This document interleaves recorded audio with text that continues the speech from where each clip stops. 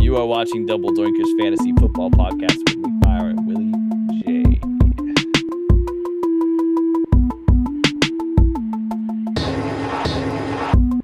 This week, we bring to you our final breakdown, the AFC West and AFC North. If you're confused listening to this on a podcast, know that you will get one each week. And we are here. So, yeah, like I said, if you're on here YouTube Live, you're going to see both of them right now. That's awesome. Enjoy it. Have fun. And if you are not, don't worry about it, okay? You're going to get one each week. It's going to be great. They're going to seem like regular-sized episodes because we do our long 2-hour marathons here. And, this is our last of them. At this point, you can hear, at the end of this episode, I suppose, you can hear every single team in the NFL, a breakdown of where they're at this offseason up to this point. And you can get an idea of who all the players are that you need to pay attention to. And I'm always proud of that. That always feels good to get this out of the way. So first off, I'm Nick. With me, Willie. Like I said, Willie, how's it going? Thanks for doing this with me. It's going good, Nick. I'm glad to be here. I'm glad to be in the home stretch of these breakdowns. They're some of my favorite episodes, just because we get to go so in depth about our football nerdism. But I'm glad to be in the home stretch because I'm excited to talk about the actual fantasy season and now that we're at the end of this, that means we're getting close to drafting. And my league actually just set our draft date on August 29th. I'm super excited. I have a couple buddies coming from California and Eugene, just coming up to Portland for the draft. So we're hopefully getting everybody together, and I'm really excited about that. It was one of my easily one of my favorite days of last year, and we're gonna do it again. So I'm super hyped. Yeah, I'm assuming we'll be on September 6th. We always do like the weekend right before it starts. We've had at this point too many burnings by people getting injured in that last week. Yeah. I don't know if you probably weren't there when Jordy Nelson tore his ACL like 2 days or like a week before the season started, and he was like a first round pick. So if you drafted early, you got wrecked.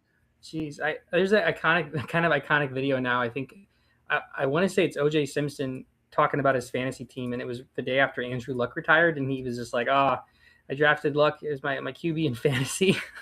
So funny. That was like the year I first started doing fantasy, and I saw that video, and I was like, this is serious. This is the real stuff, man. OJ Simpson's out here talking about it. Yeah. And trust me, if you don't think OJ Simpson's serious, there was going to be a joke there. I'm going to just stop because this is a place for people to listen to fantasy football, not to hear me say offensive things about people who are dead. So, welcome into our breakdown. We're going to jump right into it.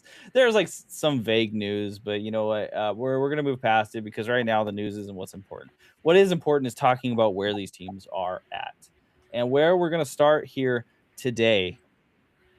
tonight, this week, whenever you're listening to this podcast, is we're going to start with the AFC West. Now, I have a gigantic bias here, but I always find this to be the most interesting division because there's one team I like and 3 teams I absolutely hate, but I have to pay attention to because they have very fantasy relevant players no matter what I seem to think. But the AFC West last year, we had 2 teams sent to the playoffs. We had the Denver Broncos, who were 14-3, first seed in the AFC, tied for the best record with Seattle and New England, the 2 teams who made it to the Super Bowl. They were bounced in the AFC Championship, but that was after Bo Nix broke his ankle. Yeah. For all intents and purposes, they could have been in the Super Bowl over New England. 100%. That was one of the worst games of not just the playoffs, but all of last year. And it was partially the quarterback play, I think, with Jarrett Stidham at the helm, but it was also in the snow and nobody was scoring, and it was just a terrible game. That's how I remember the Bo Nix-less Broncos. Look, I can't lie to you. This was kind of like the no-win scenario, but I was happy for as a Raiders fan, right? Because we don't like the Patriots very much either. But the Broncos we specifically despise. And the Broncos losing in the way they did felt really good because that just makes the whole team look like it had a little bit of a meltdown. Yeah. You know what? We'll talk about the other teams as we get there, right? Let's just jump into the Broncos. They're the first on my list anyways. So let's talk about the Broncos. So Sean Payton, which is an anagram for Satan's peon. It's spelled wrong. Don't look it up. It doesn't matter. Just listen to me, okay? He is back, and he has a new offensive coordinator in Davis Webb. Who has been with the Broncos. He was with the Broncos since 2023. He was a dark horse candidate for head coaching jobs over the offseason. For everything I hear, he should be an up and coming, really good offensive coordinator. I don't like that, so I want to believe opposite. But I do think that this could be a better offense this year, coaching wise, and that's to go along with some new additions on their team as well. Just one specific addition: they picked up Jalen Waddle from the Dolphins, who were fire selling for the first round pick, which was pick number 30. Who cares? Doesn't matter. Send that off for Jalen Waddle. Now they have Jalen Waddle and Cortland Sutton outside catching balls from Bo Nix because he seems set to be ready week 1. And J.K. Dobbins re-signed. R.J. Harvey still there. They drafted Jonah Coleman. Jaleel McLaughlin's re-signed. I mean, like, really, besides Jalen Waddle entering this team, it's basically the same team as it was last year with a new offensive coordinator. And if you look at what their numbers were last year, it was fairly good. I mean, offense was middle of the pack in everything. 17th in passing yards, 16th in passing touchdowns, 16th in rushing yards, 13th in rushing touchdowns. So they just needed to get a little boost because their defense was killer. It was amazing, right? So their defense really held it down for them. They were 4th in passing touchdowns and 4th in rushing touchdowns. You just couldn't score very well on them. And so you didn't need a ton of offensive firepower to make it work here for this team. However, my double Doinker MVP last year was Cortland Sutton, and I think that he actually provided value. It wasn't always a fun coaster, but there was highs, and he did end up with a really respectable finish. I think he helped out for teams, especially where he was drafted. Yeah, relative to where he was drafted, I mean, the players around him you might have taken might have been. I think he was going around the range of, it's escaping me now, but I think like Devonta Smith, some other receivers that had more down years. My brain is dead right now, but I remember he was going like around that 4th round, and we were talking about like possibly taking him a little bit earlier, maybe the 3-4 turn, and he definitely paid off in dividends relative to a lot of other players around there. It was the boomer bust factor was not always great, but I personally had traded for him at the beginning of the season, and he won me single handedly at least 2 or 3 weeks. So. Yeah, it was nice. It was really frustrating getting him on the off weeks where you're watching him and Bo Nix just not connect because Bo Nix played, frankly, pretty terrible football for how good that schedule is. I mean, they were 14-3, and I'm going to click the thumbnail I have now for the Broncos because I forgot to earlier, but they were 14-3 with just terrible play. And so the Broncos themselves have nowhere to go but down. That's my first opinion. I think the way the season ended isn't necessarily disastrous. I think Sean Payton is a head coach that has been through it all before.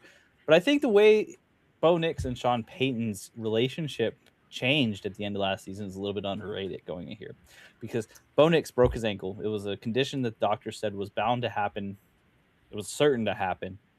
And Sean Payton came out and said, hey, well, if it was bound to happen, maybe someone should have let us know about it. He was being all, kind of sassy Sean Payton. He's a little petty.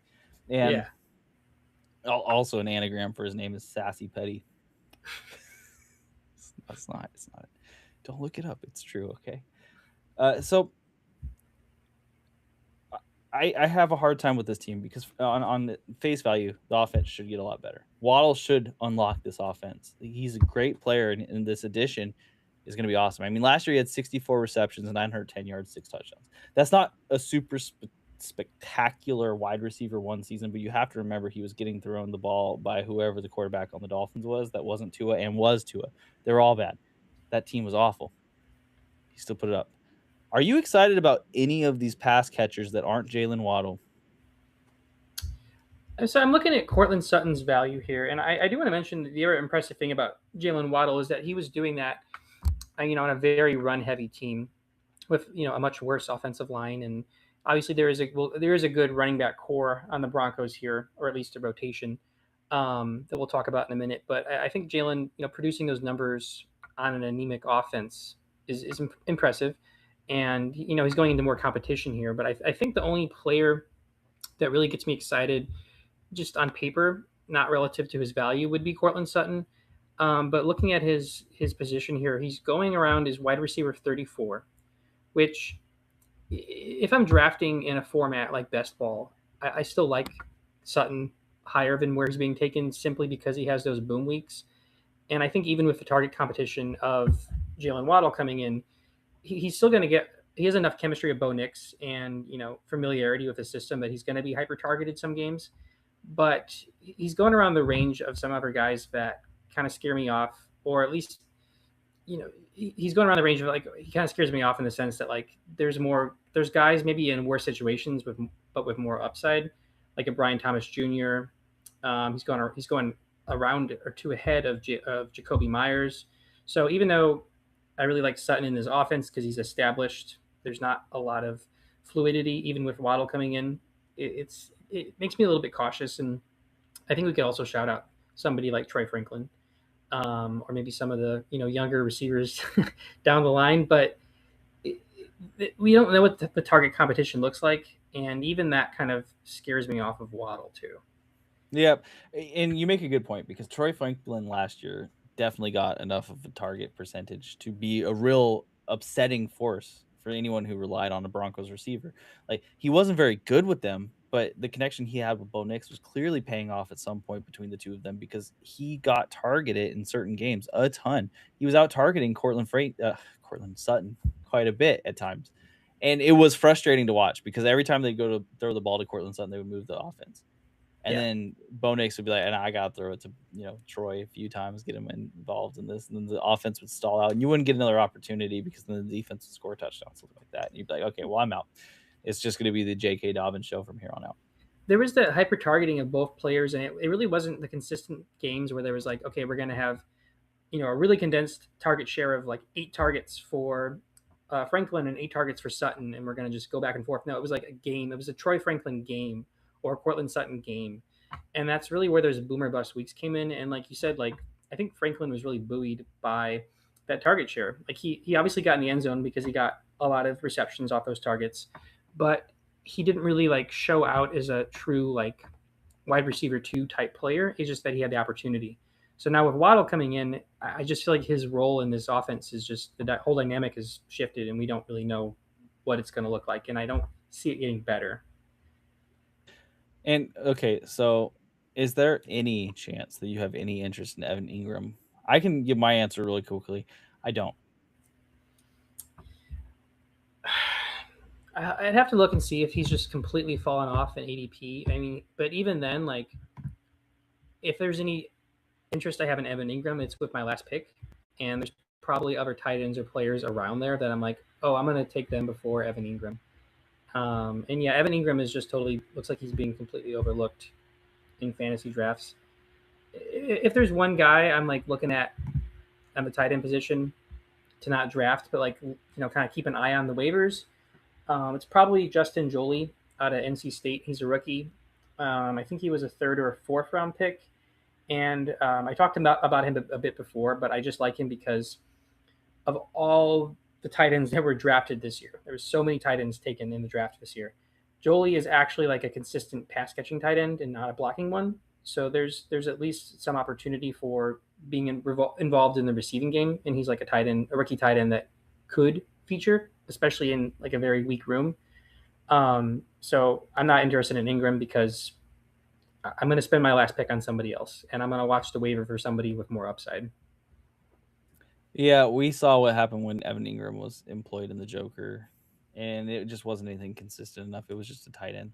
Now, J.K. Dobbins, R.J. Harvey, they also just drafted Jonah Coleman and Jaleel McLaughlin. I don't really like this room. This room feels bad. Like, so J.K. Dobbins, of course, coming off another major injury because this is J.K. Dobbins' unfortunate career's major injuries, is going to likely be the front runner. I don't see why they would change it up from what They, we saw for most of the last season with him and they, RJ Harvey. they did just give him another 2 year deal as well. So they're obviously like he's not just playing out his contract; they are investing in him in some way. Now RJ Harvey has more upside for me. So like if I'm taking the swing on one, it would be RJ Harvey again. But I'm not really interested, especially if there's running backs who have the path to clear bell cow, because even if J.K. Dobbins goes down again, I don't think R.J. Harvey is going to just be the guy. I think we do see Jonah Coleman get worked in. I think we do see Jaleel McLaughlin be annoying and show up in games that you shouldn't, because RJ Harvard had some great games at the end of last season, and I want to believe that that's the future, but I don't believe that's the future, because they went 14-3 doing what they did in the beginning of the last season. I was, interested in Harvey, even with the Dobbins re-signing, simply because, of what we saw down the stretch and the fact that he is a pass-catching running back. And I think he really paid off in dividends in games in PPR specifically, because it wasn't his, rushing touchdowns or his yards. It was his receptions. And when he was being looked at on third down, that really, buoyed him in some games. But I think, drafting Jonah Coleman, it's a third round pick, and I think he was like the second or third player that the Broncos took. So clearly, like, the run game, is much as it worked last year, it was a focal point of them like building a new team and like drafting for depth and possible replacements. So I don't see a team like spending that high of a pick on a running back when there was other needs and they didn't have a lot of picks to begin with. It would lead me to believe that, obviously, one, Dobbins is going to miss time, and two, when he does miss time, Harvey's going to have those boomer bust games. So I really want to like RJ Harvey. I want to be slightly in on J.K. Dobbins because he's a round or two cheaper, but it just, this whole core is not doing it for me. And Coleman, even if you look at Coleman as like a last round pick or like a waiver wire watch, like, he's only going to provide true value even in the flex spot if Dobbins and Harvey are both out. That's really the only way he like comes into fruition, and I think on this offense. Yeah, he's not someone who I want to hold unless I have disgustingly deep benches. Yeah. I do think that like there's an opportunity here. So like if you end up having very little RBs by 7th round, roughly, it's okay to take a shot on one of these guys, because one of these guys could return value, give you the opportunity to then find something else. It's Yeah. not my favorite pick. I'm not looking at this as an upside. Like, these guys are going to win you the league. They do have a role on a team, and I can see that absolutely. And here's me playing devil's advocate for just a second, because I think there is a path for RJ Harvey to have relevance, and that is the path that says Bo Nix just broke his ankle. He's going to be doing a lot less scrambling. He's going to be doing a lot less, moving around in the pocket. He's going to look towards his outlet more often. J.K. Dobbins can do that, but it's not his, primary skill set, whereas R.J. Harvey's primary skill set is receiving back. Mm-hmm. So R.J. Harvey having a better year just because of the receptions, there's a path to it, but I'm not confident it's rocky, Yeah, I think that the one thing that has me, it's tricky because I'm looking at RJ Harvey's average draft position right now. It's RB32, and if you ask me like where I think he's going to finish, at the end of the season, he's probably going to be an RB3 in that range. So that like kind of makes me like his value. But when you look at the other players around him, where it's like, do I really want like RB32, or do I want like tight end 4 or 5 that's could actually have much more upside or be more consistent. So I like where he's finishing in the running back rankings, but not where he's going to like outperform that. The one thing I'll say for the run game, and this doesn't really benefit any specific player, but their defense was elite last year, and the only really key player they're missing or that they lost in free agency was John Franklin Myers. And apart from that, they retained pretty much all of their starters. And they still have a great offensive line. They didn't lose any pieces there. So those, components of what makes a great run game great are still there, but it's the committee thing for me that it makes me like not not really like want to invest heavily in it. Yep. For me, they're team comp players essentially. Yeah. There's a place they play, but it's not in any way someone who I'm excited about and saying, hey, they're screaming value to me. You're desperate for an RB to get to that round. Yeah, sure, go ahead. Yeah, because the offense is consistent. Exactly. Mm-hmm. Yeah. Is anyone else on the Broncos you want to discuss? I mean, just looking at his team, there's really no sleepers. There's some guys that I like, but this is one of the few teams we've talked about where there's no like, oh, this guy's a sleeper, like latch onto him. There's a lot of depth, which is good for the team as a whole. But like even Bo Nix, like I think he's going around like QB 12 and he could pay off. But there's other quarterbacks that are going later that I might like more. So I think this is one of the few teams without a true, like sleeper. Like I mentioned Justin Jolie, the rookie, for upside, but he's not one to like target in drafts. So Yeah, and if you're looking at running back, Jonah Coleman isn't someone who I would pick up in a draft. He's someone no, you got to wait a couple weeks for at the very least. There's a yeah, chance Sean Payton does something weird, but I would be shocked. And with Bo Nix's injury and kind of the way last season ended, and also how you can't forget Bo Nix was really bad for a long period of last season. Like he was just looked awful. I he was don't think buoyed. He that. was buoyed by some 35 point games for sure. Yeah. Mm-hmm. Like you saw him do some excellent things, but you also saw him make the most boneheaded plays. Like, and it wasn't its physical ability, like it was the physical ability and a mistake. It was all mental mistakes. And Hmm. every single time he made those mental mistakes, and I might be reading too much into his body language, but the body language looked like he was like, "Yeah, it should have worked."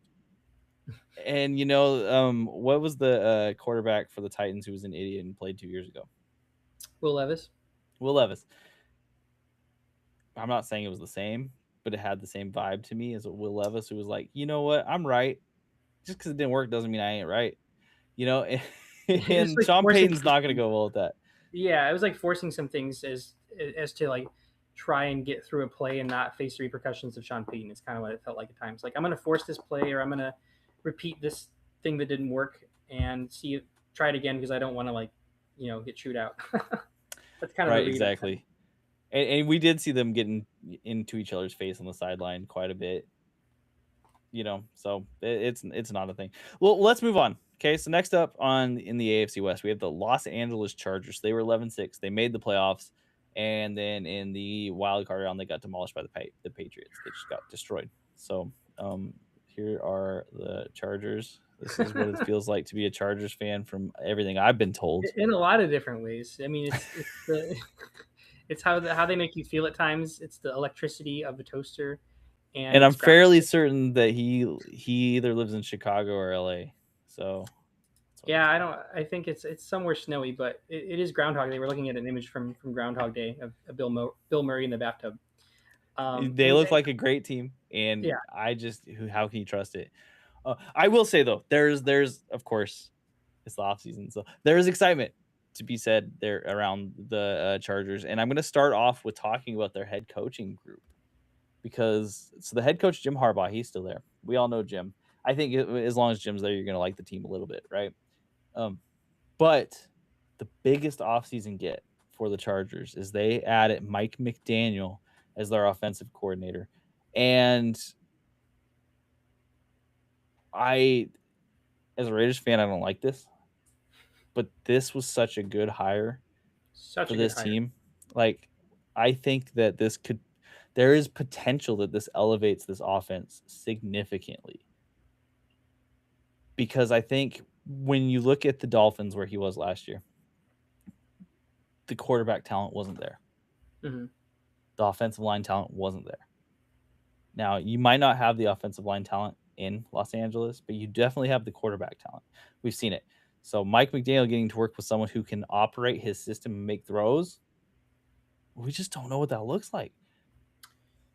It's and I think there's also nowhere to go but up. Not just with the McDaniel hire, but the Chargers had probably the worst offensive line in the league last year, and their interior O line is still a work in progress.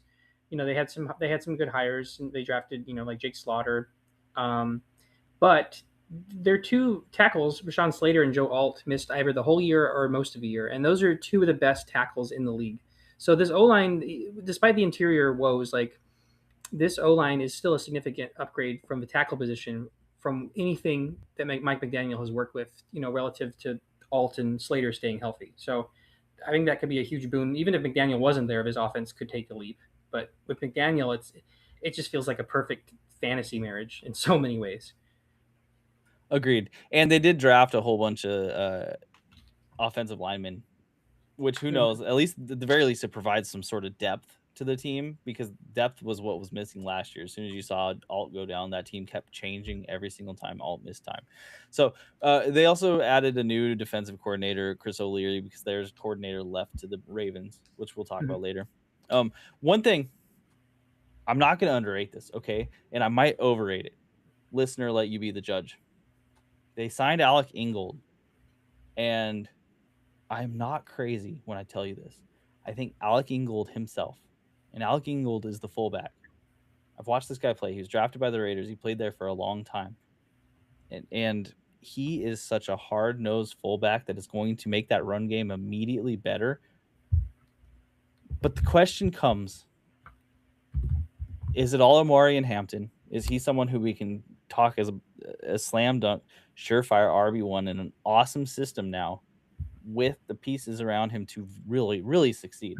Like, the pieces were there last year. We were all excited about him last year, and he got hurt right as he started showing it, Now the pieces are really there. Is it Omari and Hampton, or are the additions of Keaton Mitchell and a competent-looking Kamani Vidal enough to kind of murk and muddy the waters here?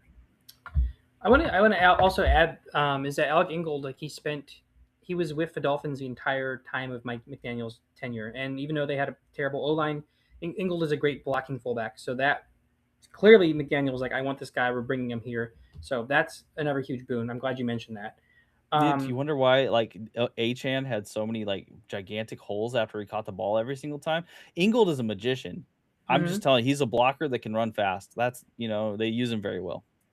Yeah, I'm excited to see him in the system, and I think Hampton, I saw this. I think it was some tweet or something that was every legit fantasy analyst has one or two players every single year that they just hype up that's youthful and has talent that has shown some flashes, and they consider this, particularly running backs, this guy's going to muddy the waters, or he's going to be it's going to be a committee. And a lot of people really like Keaton Mitchell. I forget if he was on the Saints or the Ravens at this point. He's coming from some team. Ravens. The Ravens. Okay, right. So he had some flashes there. He was injured a lot. I don't see Mitchell, or particularly Mitchell, or even Vidal as a threat to Hampton. I think this is his backfield 100%.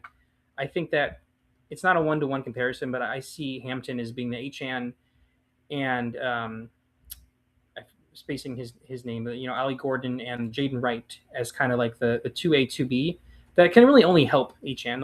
Obviously we saw those guys in McDaniel's system vulture some touchdowns, but it never created a running back by committee where it was detrimental to fantasy. And I don't see that at all with Hampton and Vidal. I just think that's going to be a boon to the overall run game. And I think anyone who thinks this is a committee is really, really, really overrating the other two guys. And again, Vidal had his moments last year for sure. I like him as a RB2 on this team, but I think that what we saw from Hampton, and when he was the workhorse, or at least so heavily involved in the end zone, he's going to be so good this year, and I'm not worried at all about the depth.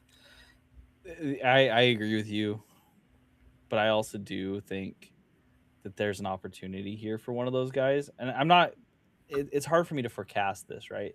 But what I look back to is when Mike McDaniel really had a system working. We had Mostert and rookie Achane, and rookie Achane got injured, so it wasn't a full year worth of stats. But when we saw him, that was when he was dropping 50+ point games. And still, Mostert was running back 2 overall, something disgusting, just based on the fact that he kept getting touchdowns every single game. So there was room for both of them, you know what I mean? And so Keaton Mitchell, he's ultra fast. He might be faster than Jahmyr Gibbs just on a 1-to-1, but his body is made of glass. So he's not someone who can take a beating. And then Kamani Vidal, I think, came out and shocked the world by being consistent over multiple games.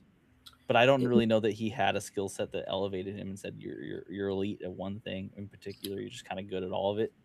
Exactly. I think in that comparison, if you're saying Mostert finishing RB2 overall, he kind of was Achane was heavily involved, but I think he really was that premier kind of Omari and Hampton type role. And Achane being the complement still finished really high. I don't see Vidal or Mitchell, like you said, having the skill set to be a 1B to a clear monstrous 1A like we saw with Mostert that year.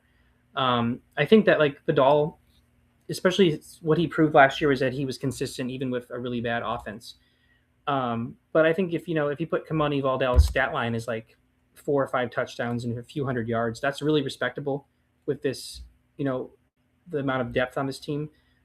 But if he's getting that good of a stat line, which he very well could, I think that means Hampton's getting 1,400 yards and 14 touchdowns. That's how much faith I think I have in McDaniel in this offense. McDaniel's such a good hire. I can't understate it. I actually think this makes the offense just red hot fire, right? Like this is an offense I am 100% happy to target. I'm higher on Keaton Mitchell and Kimani Vidal, but I still look at them as a pick your poison and take your shot. I'm not going to tell you which one is going to be the dude because they both have opportunities. Kimani Vidal is going to be the more reliable back, whereas Keaton Mitchell could be the explosive back. With Keaton, we saw the want for that to happen, but he kept getting hurt. If he finally doesn't get hurt, knock on wood, maybe this happens, he could have a pretty respectable year and he could rack up some touchdowns from far away. He could be the rookie Achan who's just busting off the gigantic runs because everyone's looking on the inside. With that said, it's really hard for me to say that is going to happen. I love throwing one of these dudes on my bench and just saying, let's see what your role is. I'll hold you there for a minute, see what's going on. I don't hate it just because I think this offense is going to be one of the best fantasy offenses easily. I am just slightly out on both because it is a pick your poison, but it's so hard for me because there's pros and cons of each. I think an argument for Mitchell would just be that Vidal is, as efficient as he was last year, this is a brand new offensive coordinator. So we don't even know if McDaniel's going to have any favoritism or see what Vidal did last year and like lean on that. So I think the pros and cons of each are just very glaring in both ways. So it's hard for me to like want to draft one, but like the offense I think is going to be so dynamic that it really can't hurt to have a lot of pieces of this offense. So yeah, bringing offense back with your fullbacks. I mean, in this day and age with cover two shells popping up everywhere, and still, I assume they'll still be around mostly this year. Yeah. Having a fullback to block off one of those people is going to just be awesome. Mike McDaniel is such a good offensive coordinator hire for this team. So let's talk about the pass catchers for a second then. So you still have Ladd McConkey, you've got Quentin Johnston. You don't have Keenan Allen up to this point. But you do have Trey Harris with an extra year and Rondé Gadsden. So there are some really interesting names here. So Ladd McConkey hurt people last year pretty bad. He showed some flashes still being the dude he was before, but I think you're getting him for a discount now. Do you still see him as the wide receiver one on this team, or is that now relinquished to Quentin Johnston in a significant way? I gotta say, I think that Ladd McConkey has me absolutely doinked right now. I'm not putting labels on anything because we're going to do our Doinkers episode later, but he and or Hampton is going to be featured by me in that. I am extremely high on Ladd McConkey today on July 8th, 2026, as we're recording, because Keenan Allen has not resigned. I think that McConkey's fall off last year, I think he might have had an injury in a couple games that maybe limited him. I think that his rookie year, he was so incredibly prolific in fantasy, and particularly as a rookie, because we didn't have Keenan Allen there in the slot. And I think, even if Allen does sign here, he's every year older, so that's something to consider. But I think that McConkey playing that Keenan Allen role as a younger, not better overall version of Keenan Allen was just so good. And I think, like I said, I think I like this offense as a whole. I think Quentin Johnston was maybe buoyed a bit. I keep saying buoyed, but I'm going to say it again. Buoyed a bit last year by just the amount of touchdowns he got, especially in the beginning of the season. And, there's some depth with Trey Harris, and they got a rookie, Brennan Thompson, and I'll mention the tight ends in a second. But I think Ladd McConkey is the alpha, and him going now around wide receiver 20, around below Zay Flowers, around the Jalen Waddle, Emeka Ibuka range, below T. Higgins, who's great, but he's the number two option. I do have full faith that McConkey is the number one. And I think I can trust in McDaniel to, not only sustain like two great wide receiver ones, because we saw that with Waddle and Hill. And even if we don't have two players quite at their caliber, I think that McDaniel's going to get McConkey involved, hyper target him in the slot. And I think that McConkey's going to be incredible this year. So I'm very high on him. Okay. I can't blame you. I loved the quote that Mike McDaniel had with Quentin Johnston, even, where he said, "Hey, if you keep your quick release, I can scheme you up to beat anyone in the league." Mm-hmm. And that's just such a sick quote. Like I remember reading that. I'm like, okay, so this guy's got something. But it's hard to believe in him in the way that you need to. But he's going very late. Well, not very late, but he's going much later. I'm not really trying to argue with you here because I agree with you. I think Lab McConkey's going to have a fantastic year. I think he has a chance to be a phenomenal year. I do think that Quentin Johnston has a role regardless. So these are a couple receivers. I think you could take both of them, and I wouldn't blame you for taking both of them. You went Hundred in on this percent. Yeah, offense. exactly. I was really high on McConkey just in his overall ceiling. I think of him being like top 10 receiver. I think I clearly see that path. And I think, having said that though, like if you have Quentin Johnston and you believe in what he did last year, a wide receiver two on this dynamic of an offense is still a great player to have. And I'm looking at Johnston's going around now the range of other wide receiver twos, um, like Jaden Reed, Khalil Shakir, Jordan Addison, Ricky Pearsall. The guys that all have their upside in their own ways, but I do like Quentin Johnson where he's at right now. Um, and like, yeah, I think that targeting maybe not both of these guys on the same team, but like in your drafts, target both. I do like them quite a bit. I like this whole receiving core and some of the depth, but I think McConkey and Johnston stand out as the two that are worth drafting. Yeah, I agree with you. If you don't get McConkey in an acceptable position, get Johnston in an acceptable position, and that's fine. Exactly. The Yeah. Trey Harris may have a role. He's not someone who I'm necessarily willing to draft unless I didn't get either of these guys, and he's the last round draft pick and just see what happens. Because last year they used 3, but with Mike McDaniel, I think this will be different. The player I am most excited to draft in the 11th round of the draft is Aronde Gadsden. Because I have a question for you. Mm-hmm. How can we be so excited about Kyle Pitts having the biggest tight end game of all time and nothing else the whole entire season? But Aronde Gadsden, who had that like 3 weeks in a row, pretty close to the same thing. And yeah, he had drop offs, but then he also blew up crazy out of nowhere as a rookie. We are not on the same level with Aronde Gadsden. What's going on with Gadsden? Why are we out on him? We've seen Mike McDaniel use tight end before. We've seen Justin Herbert use tight end before. Why should I not be stoked about taking him in the 11th? I think that there's an answer to this, but I think I can argue against that answer because of what we saw with a different player last year, and that is them signing David Njoku, and I think Njoku's a great depth piece to this team. He's produced for fantasy in the past on the Browns of all places, But having said that, he was consistent last year on a really bad Browns team, but his consistency did not get in the way of what we saw from Harold Fannin, who was also a rookie, and I think Gaston, especially on this offense, has more upside than someone like Fannin on the Browns. So, and this team I think also lost Will Dissly and maybe a couple other depth pieces. So I can see the hesitation of Gaston because of Njoku's signing, but I agree. I think Gaston is someone that also has a great deal of upside, and he's the kind of tight end I like that I wouldn't get excited about as my tight end one, but if you draft another guy like a Jake Ferguson and you want an extra tight end for, rotation, bye weeks, or just like upside one versus the other, like he's definitely like a tight end two to draft that could produce, I think, as a tight end one. So I like him too.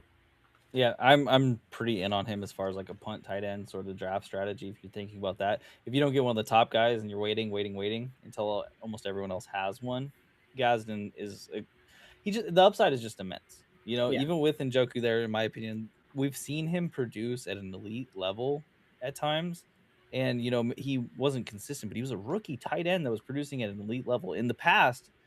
That would have everyone excited, and I just don't hear it with him.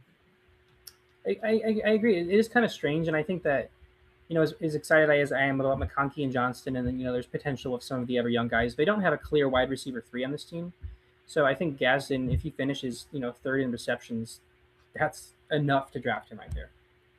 Right. So just real quick, I'll talk about some of the differences in this team that I think they're looking to address. So last year they were 26th in rushing touchdowns. I'm sure that's why Mike McDaniel was the easy hire. Is we see Mike McDaniel pump up those numbers on rushing touchdowns. They want more, because otherwise they're 15th passing yards, 11th passing touchdowns, and 12th in rushing yards. That's maybe not amazing, but it is particularly good. Particularly okay. They're not bad. The defense, though, however, was really good. They were 4th in passing yards, 3rd in passing touchdowns, 8th in rushing yards, and this is 8th best, not 8th worst. But then you look at the rushing touchdowns that they gave up, and they were 17th, so they're middle of the pack there. So really, Yeah. something about rushing touchdowns last year was really brutalizing them. And I think they went out and they decided, hey, we're going to get our fullback. We're going to fix this. We're going to get this guy who runs an amazing rushing game on a terrible, terrible team. And we're going to put him on a good team and say, now run our rushing game. And it's going to work. I just know it. And I hate it because I don't It, want the it Chargers to just succeed. it just has to, because it's not just McDaniel's, offensive genius. He also has Jim Harbaugh there, so he doesn't even have to be the chief decision maker in big games. He's just there to operate and focus on the offense, and that's, I mean, we haven't seen that since he was on the Shanahan Niners. So I'm excited for that. Yeah, really, really. Okay, so we talked a lot about the Chargers. We'll move on here. The Chargers are an exciting team. I'm okay with focusing on them.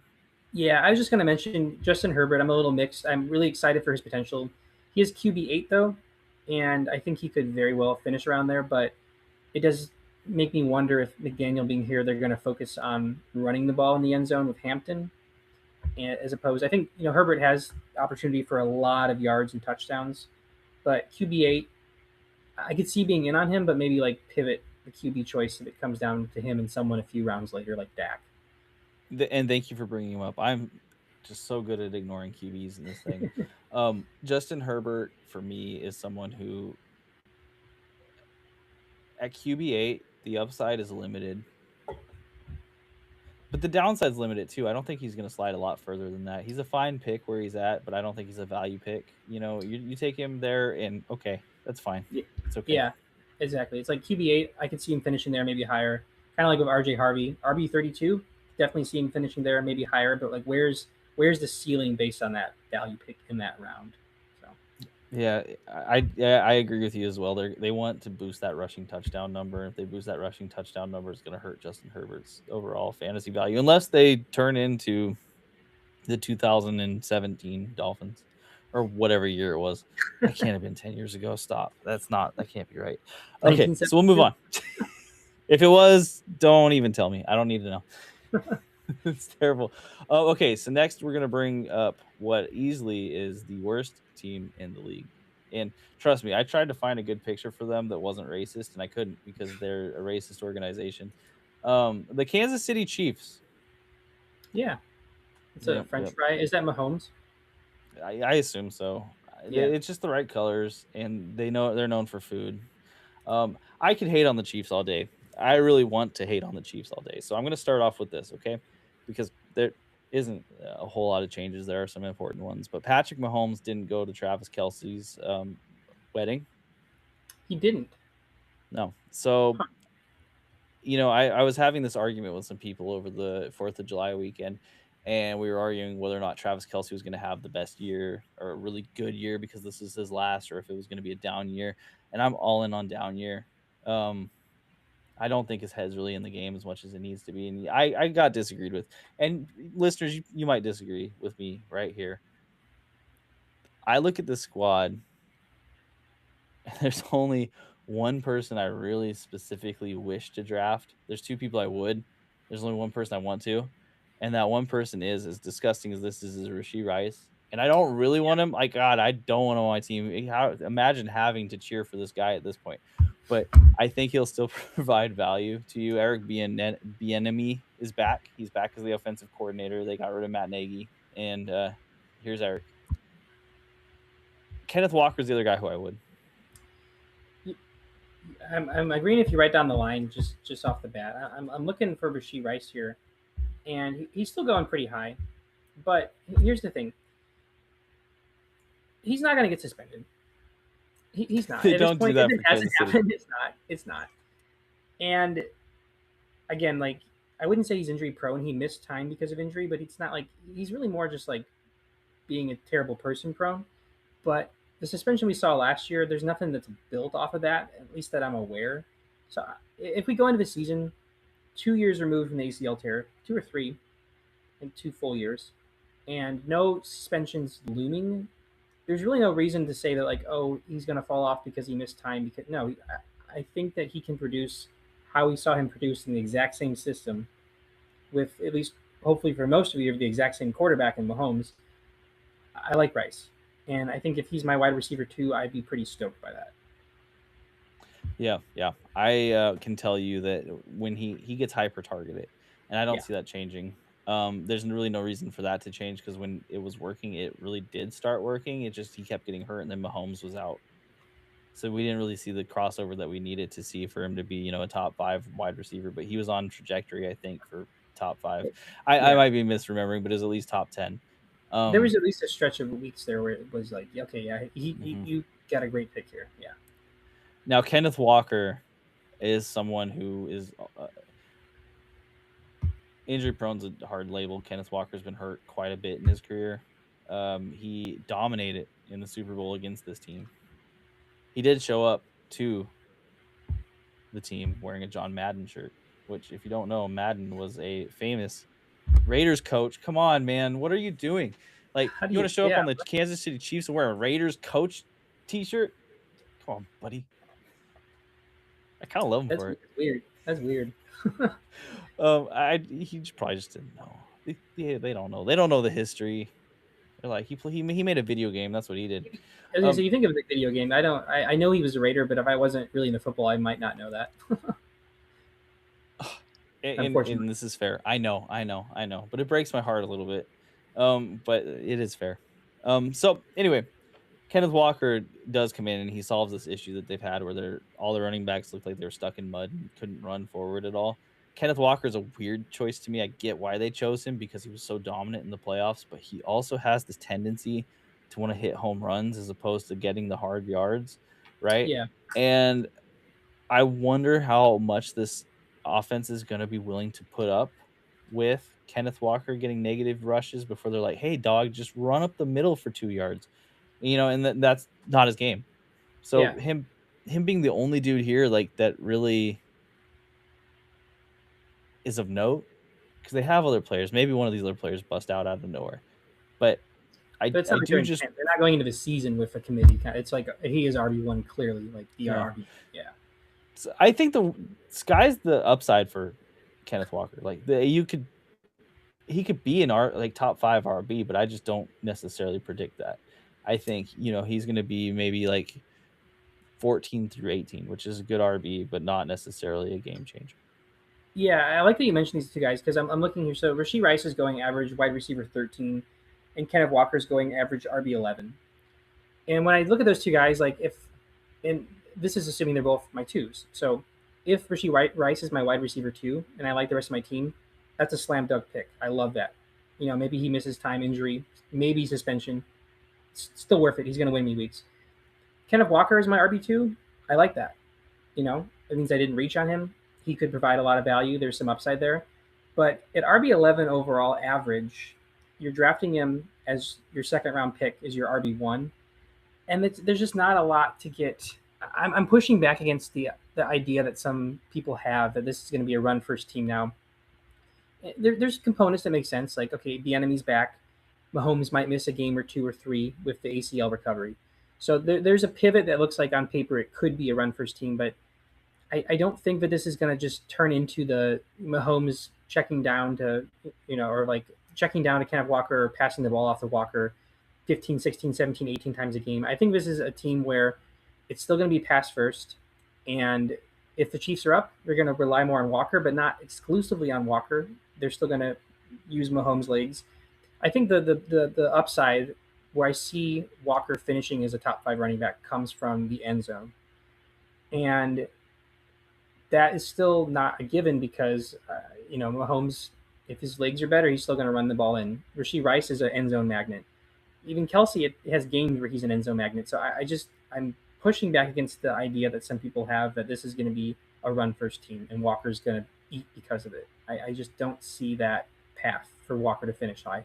I see Walker finishing high because of touchdowns and maybe just reaching his full potential, but it's not because of this plan that looks like it could be on paper. I don't agree.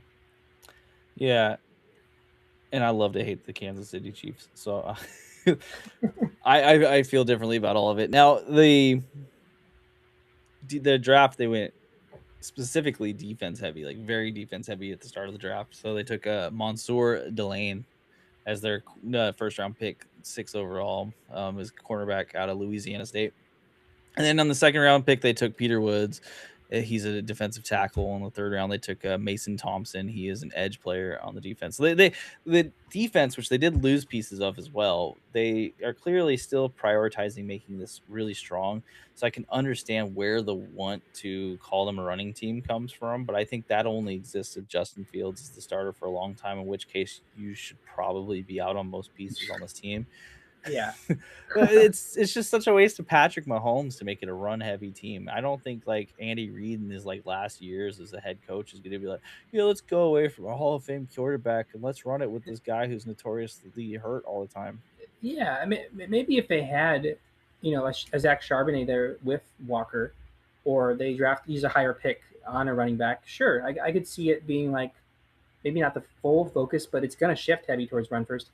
Signing Kenneth Walker as a team that hasn't had a great running back in years is just filling a need that you haven't addressed in a long time. It's not turning it into a run first team.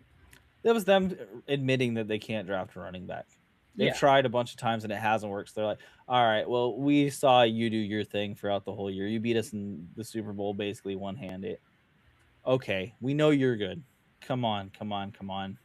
But also we saw Kenneth Walker, even when he is good, he's not necessarily a fantasy powerhouse. It's just not his game, really. It's not his game. And I think his powerhouse being in the end zone, getting 5-yard carries for a touchdown could benefit, but I would bet that he gets under 1,000 yards this year.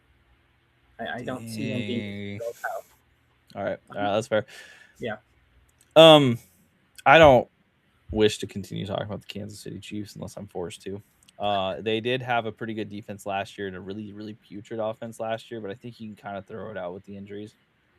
I like their defensive heavy draft. I mean, so they kind of had to pivot there because they lost Trent McDuffie and another corner, both to the Rams.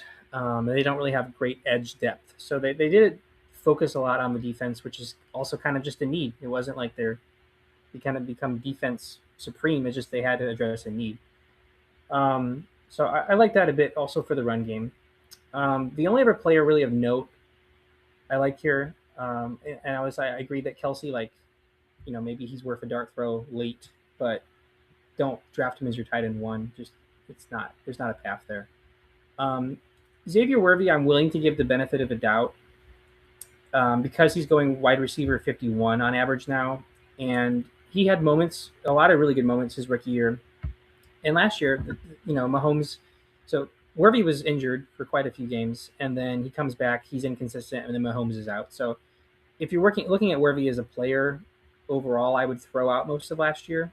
I think he's worth a dart throw at wide receiver 51, but be willing to part with that pick and not get a lot of return because we don't really know if he's consistent or his rookie year was just good. Yeah, I still think it's hard because of Tyquan Thornton, but that's not really that big of a difficulty. He could have some sneaky games. I think Thornton could. Yeah, he's not someone I'm looking to draft though. No. Okay, so let's move on to the final AFC West team. The Chiefs, by the way, I should mention because I forgot to say they finished third at 6-11, and then finally coming up are the Las Vegas Raiders, who got the first overall pick last year.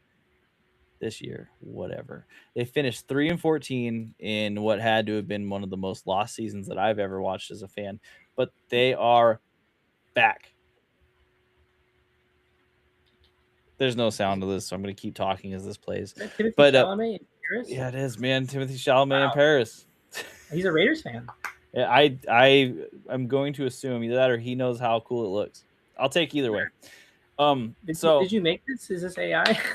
This is not AI. This was posted by him while he was filming Marty Supreme, or maybe not while he's filming, but like while he's rapping it or something. I will say the last team that he showed up for and was really repping, and it was the Knicks, and they just won the NBA championship. I'm not going to get you that excited, but he's a good luck charm apparently.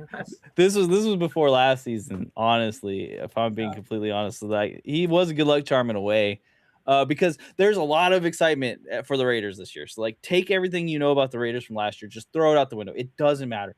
Everything sucked. It was all bad. You had basically no one you could use consistently, but forget about it. It's not important, okay? Because it was a tank job. It was, like a Wizards level tank job. And it worked out for them. It actually did, finally. after all these years. I don't know how many first overall picks the Raiders have had, but it's in the single digits. It's not many in their long storied history, but they got one, and they picked up a franchise quarterback in theory. I'm not willing to go there yet because as a Raiders fan, I've been hurt too many times. But Francisco Mendoza is a Raider. However, hear me out here too. He won't be starting for a while, probably. So Kirk Cousins is going to be starting this group and is led by a new head coach, Clint Kubiak. You know Clint Kubiak from the Super Bowl, where he was with Seattle, who had set their franchise most points scored in a season for all of Seattle. Damn. With him as the offensive coordinator, leading Sam Darnold and a group of ragtag folks that we all thought was going to fall off the face of the earth. He brought along with him Andrew Janoko, which I might be mispronouncing that. Whenever I see a J in front of that sort of name, I'm like, Janoko. So I apologize to him. However, if you don't know anything about Andrew Janoko, look up his picture because he isn't the owner of the just most giant chin I've ever seen in my life. He was the QB coach for the Seahawks last year, and we all know how that worked. Sam Darnold all of a sudden looked like like the best. He threw a ton of picks, but he still looked awesome. And then the defensive coordinator is Rob Leonard, who was previously the D-line coach with the Raiders, which is probably the only part of that defensive unit that's worked for multiple years. So there's some consistency on the defense, which is good because the pieces that they have on the defense aren't significantly different than they used to be. I mean, they have some secondary help that's new, and I think could be a boost, but they're really relying on what old and tried and trusted. But we have Fernando Mendoza, who should be throwing the rock eventually. We have Kirk Cousins, and we've got the backup running back Mike Washington that I think are of note as additions from this off season. And of course, Tyler Linderbaum is going to make this offensive line better, which was the 32nd ranked offensive line in the league behind a team that didn't even have practices for their offensive line. There's literally just nowhere to go but up, up, up. And I expect that this offense will go up, up, up. Fernando Mendoza is not someone I'm looking to draft and redraft at all. You leave him on the waivers until you get an inkling that Kirk Cousins has either blown up the team or that they want to get him in there. Then maybe take a shot. He doesn't scream someone who has immense fantasy upside to me. Instead, he has screamed someone who may be a really good real life player. Mm-hmm. The person on this team, there's two people, and they're the same two people from last year, so there's no spoilers here. We are looking at Ashton Genty, and we're looking at Brock Bowers. I'm going to start off with Ashton Genty. What's his upside? This guy. Yeah. I was having this argument, and someone was like, well, how many scrimmage yards do you think he gets? And I'm like, conservatively, like worst case scenario, both receiving and rushing, I'm thinking 1,200, and that's worst case. That's worst case, yeah. Mm-hmm. I'm like, if he stays healthy, 1,200 is the baseline. It goes up from there. I would guess more around 1,600, and with my Homer hat on, 2,000. That's a lot. That's too much. But 1,600 is what I would guess with a heaping of touchdowns thrown on there. I think that like Ashton Genty, and I know that I can't be alone in thinking this is going to rise significantly, and you have to hope that whoever drafted him last year got hurt so bad that they tell everyone he sucks. Because I think he provides a pretty safe baseline and also has just the upside to be the dude who rises above. I would take the over on 1,600 if this offense is good, just because of his ability as a pass catcher that we just did not see last year. And Cousins and Mendoza like to throw the ball. I mean, they're pocket passers, so I think that he easily hits over 1,000 rushing yards. If he doesn't, he's a bust. I mean, just with I just gotta say it. And I mean, just with the lack of, we'll get into this, but the lack of receiving depth on this team, I think Genty getting targeted through the air makes a lot of sense, especially with Kubiak on this team. There's just a lot of factors pointing towards that. So if we're talking scrimmage yards, like I think over 1,600 isn't even like a homer take at all. I think that's just what we're seeing kind of like baseline based on his player profile. And that's how I feel as well. Like we forget now, a year removed from the draft where he was taken, how much of a slam dunk pick Ashton Genty seemed to be as a potential game changer at running back. I mean, he was taken 6th overall, and that wasn't a reach. That was just where he was going to go. So Ashton Genty should, in theory, have all of the tools in front of him. Now, the one limiting factor that I see in front of me is Mike Washington Jr. which we saw Seattle play with 2 running backs last year, and it was kind of frustrating, I'm sure, for everyone. But I think the difference between Ashton Genty and Mike Washington Jr. and the difference between Kenneth Walker and Zach Charbonnet is a wide berth, right? Like Zach and Kenneth were very similar as far as skill levels. They had slightly different skill sets, but they had similar levels. Whereas Both, Ashton, yeah, both second yeah, round picks too. Both second mhm. round picks. Yeah, and Ashton Genty's a top 10 overall, same GM. He's going to be hammering the table for his guy. And duh, of course, Clint Kubiak sees him. We saw what he did to the Texans, one of the most elite defenses last year. Like when he was finally able to show out and Colton Miller was healthy. Like the offensive line was the limiting factor on this team. The like offensive line and the play calling, and go so with the 2 things that they upgraded the most: offensive line and play calling. They had a problem and they addressed it, and they addressed it phenomenally well. Like yeah, you've talked about it. This is the similar level to me as Ben Johnson to the Bears was last year. This should be a Yeah, whole culture shift happening right here, right now, and it can be very fast. Um, and we haven't even talked about let's bring up Brock Bowers. So he's the number 1 wide receiver on this team. It doesn't matter. It really doesn't matter. Brock Bowers is the number 1 wide receiver on this team. Do you have a case? Who is the guy who challenges him for the number 1 tight end upside wise fantasy? I think upside wise, I'm gonna probably say Trey Tucker, just because he's younger than a Jalen, and I like Jalen Naylor on the Vikings, and I think coming into the system, it's Kevin O'Connell, to Clint Kubiak, those are both great offensive minds. I think he could produce how he did last year on the Vikings on the Raiders, but he's never done anything to suggest he's a wide receiver one.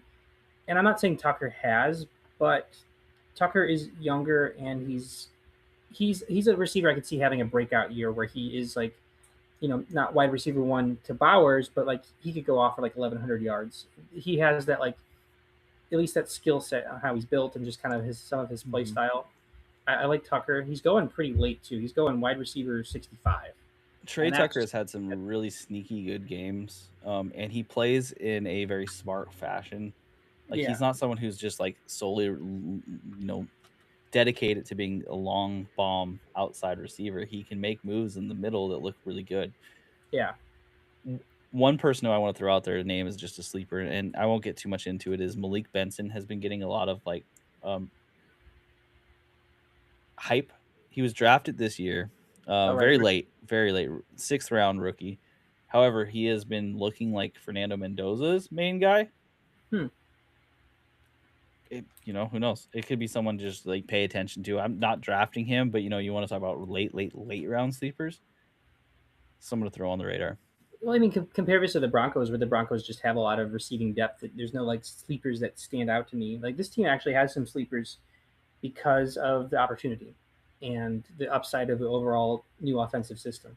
So I think that just looking at some players on this team, I think even like a Jalen Naylor, because he's going to be going late, even if he doesn't break out, he's going to be going late enough that he's basically free. And if this offense booms, then like it could really boom. So I think that's enough reason to target a team like this that just doesn't have the established depth that's going to eat into other opportunities. Yeah, and I mean, of course, we're forgetting about Dante Thornton because it seems like it's easy to forget, but he flashed some skills. He didn't have any great games fantasy wise, but he flashed some skills. And then Jack Besh, who was relegated to the bench by Pete Carroll and his mod is just terrible coaching team. That was by So Pete Carroll. Yeah. but Jack Best didn't even really get an opportunity to show out. He looked okay every time he touched the field, but he never really got to touch the field. So there's like a lot of potential here, and I think this is a team to monitor. I'm all in on Genty. I'm all in on Bowers. Genty, you can draft him whenever, and I'm going to say I think it's a risk worth taking. Like Hmm. there are some players that I think are safer than him in the early first round, but Very few have as much yeah, upside. yeah, exactly. So Yeah. he's one of those players like you could draft him 4th, 5th, 3rd, even, and I'd be like, okay, this is fine. Me being an idiot and Raiders fan, I might draft him first. Don't listen to this, league mates. Um, but Bowers is going mid or like early second to mid second, and with the tight end, it's always a little bit hard for me. However, like a potentially dominant tight end like him, I think like It's fun sometimes, you know. it is, and it can be a really big boon on your team. if you have that advantage every week. So I think you just got to look at it and say, do I think he stays healthy? Because when he was healthy at the beginning of last season, it looked immediately lights out, and then he got hurt. We didn't see him forever, and he came back and he started looking great again. And that team was like, I can't understate it. It was so bad, but having healthy Bowers let them beat the Patriots. Yeah, I mean, even 2 years ago, like the team was better, but like, with Aiden O'Connell and Geno Smith, I'm not saying Kirk Cousins or Mendoza is gonna like necessarily like be locked into being better than them, but there's a path that he's playing with the best quarterbacks of his career, or at the very least in the best offensive scheme of his career. I think we can pretty confidently say that. You don't think Clint Kubiak's going to get fired in the first 5 games like the last 2 Yeah. offensive coordinators I started the year with? There's nowhere to go but up, and I think there's a chance that this team shoots up. If the Chiefs still show signs of weakness, I think they could pass the Chiefs. I have a harder time with the Chargers and the Broncos, but like dark horse. Okay, before I jump into this, I'm throwing out all the stats from last year for the Raiders. It's just not important. It doesn't matter. This is a different team. Who cares? Don't worry about it. Move on. Do you have any other Raiders players you want to talk about specifically? Well, I do want to. I just mentioned with Genty too. Like, I get in theory the idea that because Kubiak's coming over, it's going to be a running back by committee, or he's going to. I mean, he probably will emphasize the run game, so he's going to have a running back by committee. But I think I'm going to also push back against that pretty hard because 2 reasons. One, if it was going to be a clear running back by committee, they would have signed somebody and not drafted a 4th-round rookie. And similar to what I mentioned with the Chiefs in signing Kenneth Walker, they weren't signing Kenneth Walker. They weren't drafting Mike Washington because it was them leaning towards run first. They were just addressing a need because I don't know, the RB3 on this team is his name is Dylan Labubu, or I don't know. I don't even Dylan Laube, and Dylan he wrecks in Madden, just in case anyone ever wanted a 60 overall receiving a running back that can do everything. All right. I mean, so basically, like there's no other running backs on this team. So they drafted Mike Washington not to share touches with Genty on a significant level at all, but because they just didn't have any running backs and they kind of had to. Their hand was They forced. couldn't bring Zamir White back. You can't do that. Like No. they had who was it? Mostert last year at 1,000,000 years old, and he couldn't play very well. And then you had this team's had a lot of money to spend. They spent a lot of money on defense and O-line. They still have money left over. If they were serious about a committee, they would have signed Rico Dowdle or Kenneth Gainwell, and they did not. So look, I just want to say, looking here, Bijan Robinson, we talk about scrimmage yards. He finished with just shy of 2,300 last year. And that was with not Brian Robinson, but Tyler Algier. Yeah. So the sky is really the limit for yards with Genty. Definitely not a committee in my eyes. Yeah, I'm so in on Ashton Genty. I think if he stays at the end of the first, where they have him saying right now, I don't think he will. I think by June people will be in. But by June, I'm sorry, it is July 8th right now, so I am in the past at this point. But I'm way on Ashton Genty at this moment, and the offensive line has gotten so improved. I won't go over each piece, but they really did touch everything in the offensive line. They gave it depth, and they improved all the starter positions basically that needed to be. I also want to mention, I'm surprised you didn't mention this, and I don't see him as a threat to Genty, but this team also signed fullback Connor Hayward from the Steelers. And I don't know if you're familiar with Connor Hayward's game, but he has been pretty consistent. He's played in all 17 games in his career on the Steelers, so he's never missed a game in his entire NFL career. And he doesn't get a lot of carries, but he's a great blocking fullback. So I think that's another piece to the offensive line that's a little underrated, kind of akin to Alec Ingold. But if you're not familiar with Connor Hayward's game, he's been one of the better fullbacks in the league, and now he's on the Raiders.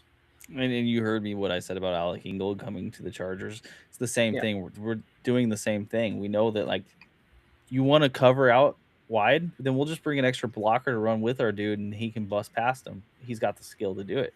Yeah. Yeah, I'm very much in on it. Brock Bowers, I've mentioned him enough. I think his upside is gigantic. Like, I think he could have a wide receiver 1 sort of season in the tight end slot, because he really just has that skill set. He's very shifty.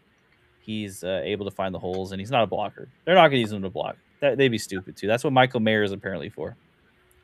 Yeah. So anyways, that's enough about the Raiders. I won't go on about them. I could forever, but I'm not going to. So the AFC West. Give me a quick top four. This is a difficult one to predict because I actually like all these teams on not like personally, but like on paper, like how they I could see them all having really good seasons. I do have faith in the Chargers. I think I just hyped up I hyped up Mike McDaniel so much, maybe a little bit too much, but I don't care. I think Chargers can finish one. I think the pieces are there. I don't believe in the curse of them. They've had success in the past. Chargers won. You're gonna hate this a little bit, and the teams 2 for 4 are relatively close for me. I think the Chiefs can finish in second place. That's my prediction because I think the defensive upgrades. Obviously they lost some pieces, but I think the defensive upgrades are going to go a long way. And I think that people are just writing them off a little bit because they had such a bad season, but I don't see them repeating. They're going to have a really soft schedule this year. So I like them in second. I think I put them just ahead of the Broncos at third. I do like the Broncos quite a bit. They retained a lot of the same pieces. I just see some offensive regression with the Peyton Bo Nix kind of dynamic, and Jalen Waddle's great in the NFL. We don't know what he looks like in this offense. There's a lot of moving parts, maybe more than meets the eye because they didn't lose a lot of pieces, but I see some regression, and I think the Raiders probably do finish in fourth. But I mean, people said the same thing about the Bears last year, and the Bears finished in first place, and there's a lot of moving parts here, and the Raiders finish in first place and get 12 wins. I mean, if I told you the Bears did that last year, you would have called me crazy. But there's a lot of similar linear, like new offensive coordinator. There's a lot of pieces that are in play here that lean to them having. I mean, I think that like an 8-win season would be respectable and would not surprise me. I could see them going higher. Yeah, I okay. Before I get my ranking, I'll say I don't necessarily disagree with you. I think the fact that they're starting Kirk Cousins, and I really do believe that Tom Brady is, in fact, dedicated to waiting the year, says to me that this isn't the season that they would truly blow up. This is going to be a season where they can show some signs of improvement, unless all of a sudden Kirk Cousins comes out and they have a Kirk Cousins problem on their hand. Yeah, Which good problem to have, having two good QBs. So I agree. I think there's a little bit of leash and there's going to be some growing pains potentially. But with like this dark horse shot that it all just kind of clicks immediately. But the trajectory's up. it's a, My number one is the Chargers as well. Um, you guys, I'm sorry. You have to take this with a grain of salt because I'm an AFC West fan. And basically, the reason why I can give the Chargers number one without caring is because they don't matter. It wouldn't necessarily be terrible if they did, but no, you can't hate the Chargers. You just feel bad for them. So they're number one. Number two, I'm going to give the Raiders at 9, and then the Broncos, and then the Chiefs. And it's not good rankings, and it's not good analysis, and it's bad. But I'm trying to be upfront about that. Listen to the things I said about the players. Don't listen to what I just said, because I'm an emotional person too sometimes. fair.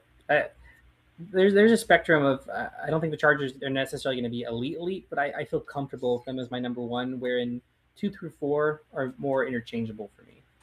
Mike McDaniel's someone who I would have been happy if he's hired as the Raiders head coach, and him as the offensive coordinator of a team with that much talent. Is nuts. Disgusting. Yeah. It is gonna be good. It is just gonna be good. But my silver lining under that is he's gonna do so well that he just gets hired as the head coach next year, so it doesn't really matter for the Chargers long term. Yeah, there you go. And if it boosts your fantasy team in the for a year, then even better. Mm-hmm. Mm-hmm. Okay, so folks, that was our AFC West breakdown.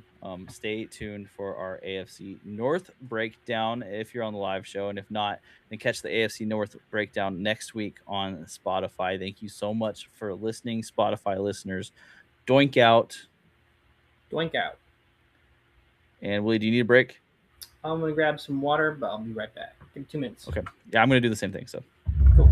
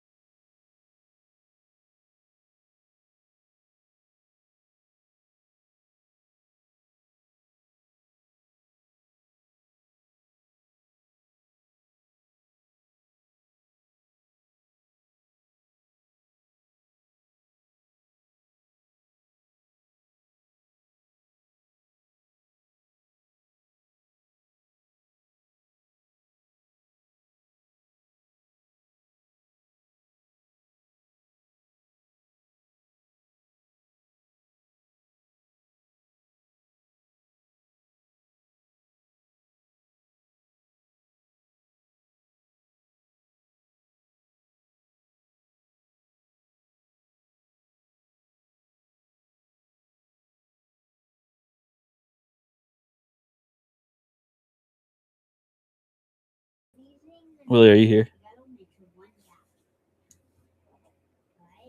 Willie, are you here? Oh, sorry, one sec. Yeah. Okay, we do have Willie. All right, let me grab my one more. We don't have my audio, so give me a second.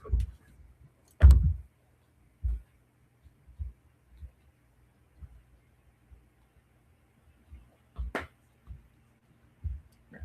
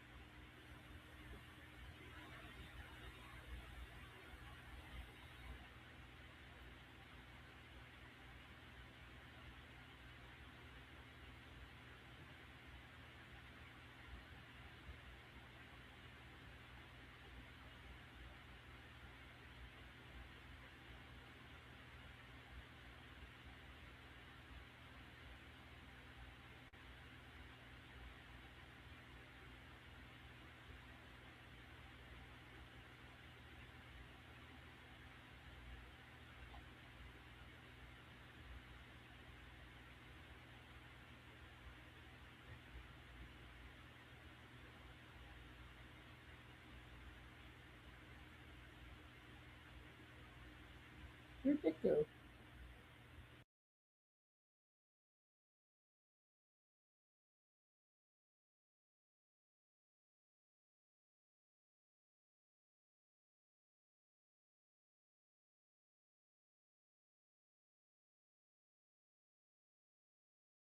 Willie, are you still there?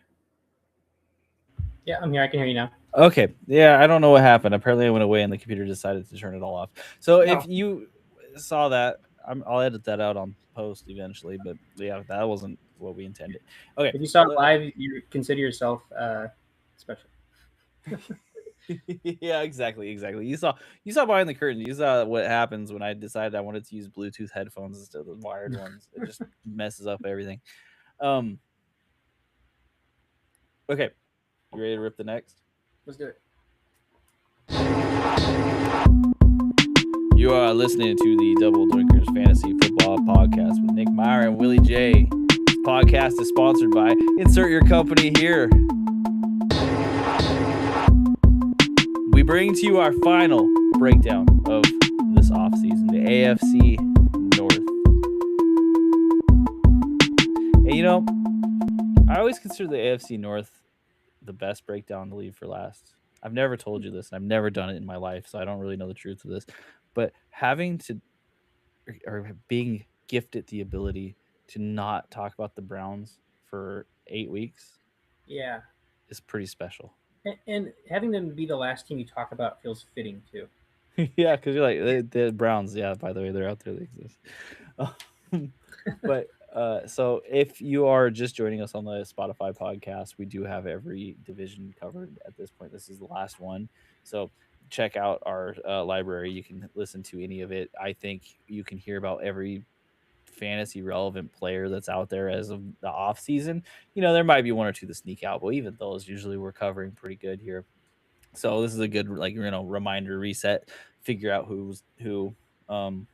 Yeah, and we're happy to have you if you're listening to us. So thank you first for that. Willie, how's it going? It's going pretty good. I'm excited to talk about the AFC North. It was kind of a stinky division last year, and I think that kind of was put on display in prime time with the Steelers just meltdown against the Texans. This is a division that had a lot of changeup, I think, and so going into this year, there's an interesting narrative I think for fantasy because half these teams, I think, everyone but Zach Taylor is no longer the head coach of the team from the year prior. Whole new regimes. So Can you imagine Zach Taylor's the holdout? Come on, Bengals, stop it. Yeah, I can actually. imagine telling someone at the beginning of the year that every single one of the AFC North coaches is going to be new except for Zach Taylor and the Bengals. Kevin Stefanski, Mike Tomlin, who's been there 20 years, and John Harbaugh has been there almost 20 years. And Stefanski just won Coach of the Year in 2 of the past 4 seasons. Zach Taylor is the one that remains. That I'm saying this out loud for the first time. That actually blows my mind. The Bengals don't care about football. The owner doesn't care. I think it's Mike Brown. He doesn't give. He can't care. He doesn't. He's a GM owner, just like Jerry and the Cowboys. But at least the Cowboys, like Jerry, has that '90s success to like at least give him some semblance of consistency and just Mike Brown won't even show up to the press conferences. He's like, I don't know who No. what is this? What are we talking about? Oh yeah, that thing with Joe. You know? Yeah, it's going to be interesting this year, and you know we're not going to quite throw out all of last year just because there's obviously some major players that are still returning. But last year the Steelers went 10-5, won the division, got demolished in the playoffs, and then Mike Tomlin made the decision, I guess, to step down. He wasn't explicitly fired. The Ravens went 8-9, had a pretty disappointing year. It was a Lamar injury year, so I think it was maybe a bit more disappointing than most Lamar injury years. You know, he's been injured for multiple games in the past, and they still won 9 or 10 games. So going under 500, that terrible missed Tyler Loop field goal led to the firing of John Harbaugh. So that was maybe the writing was on the wall, but it was a bit of a shock. You know, once your greatest of all time kicker, Justin Tucker, goes down for sexual assault, really anything's open. Yeah, that kind of was the beginning of the end there, at least for the Harbaugh regime. The Bengals went 6-11 again, another Joe Burrow injury year. And then the Browns went inappropriate 5-12. So things could be very similar this year. Things could be very different. It's a very volatile year for the AFC North. So I'm excited to get into it. We'll start with last year's winner of sorts, the Pittsburgh Steelers.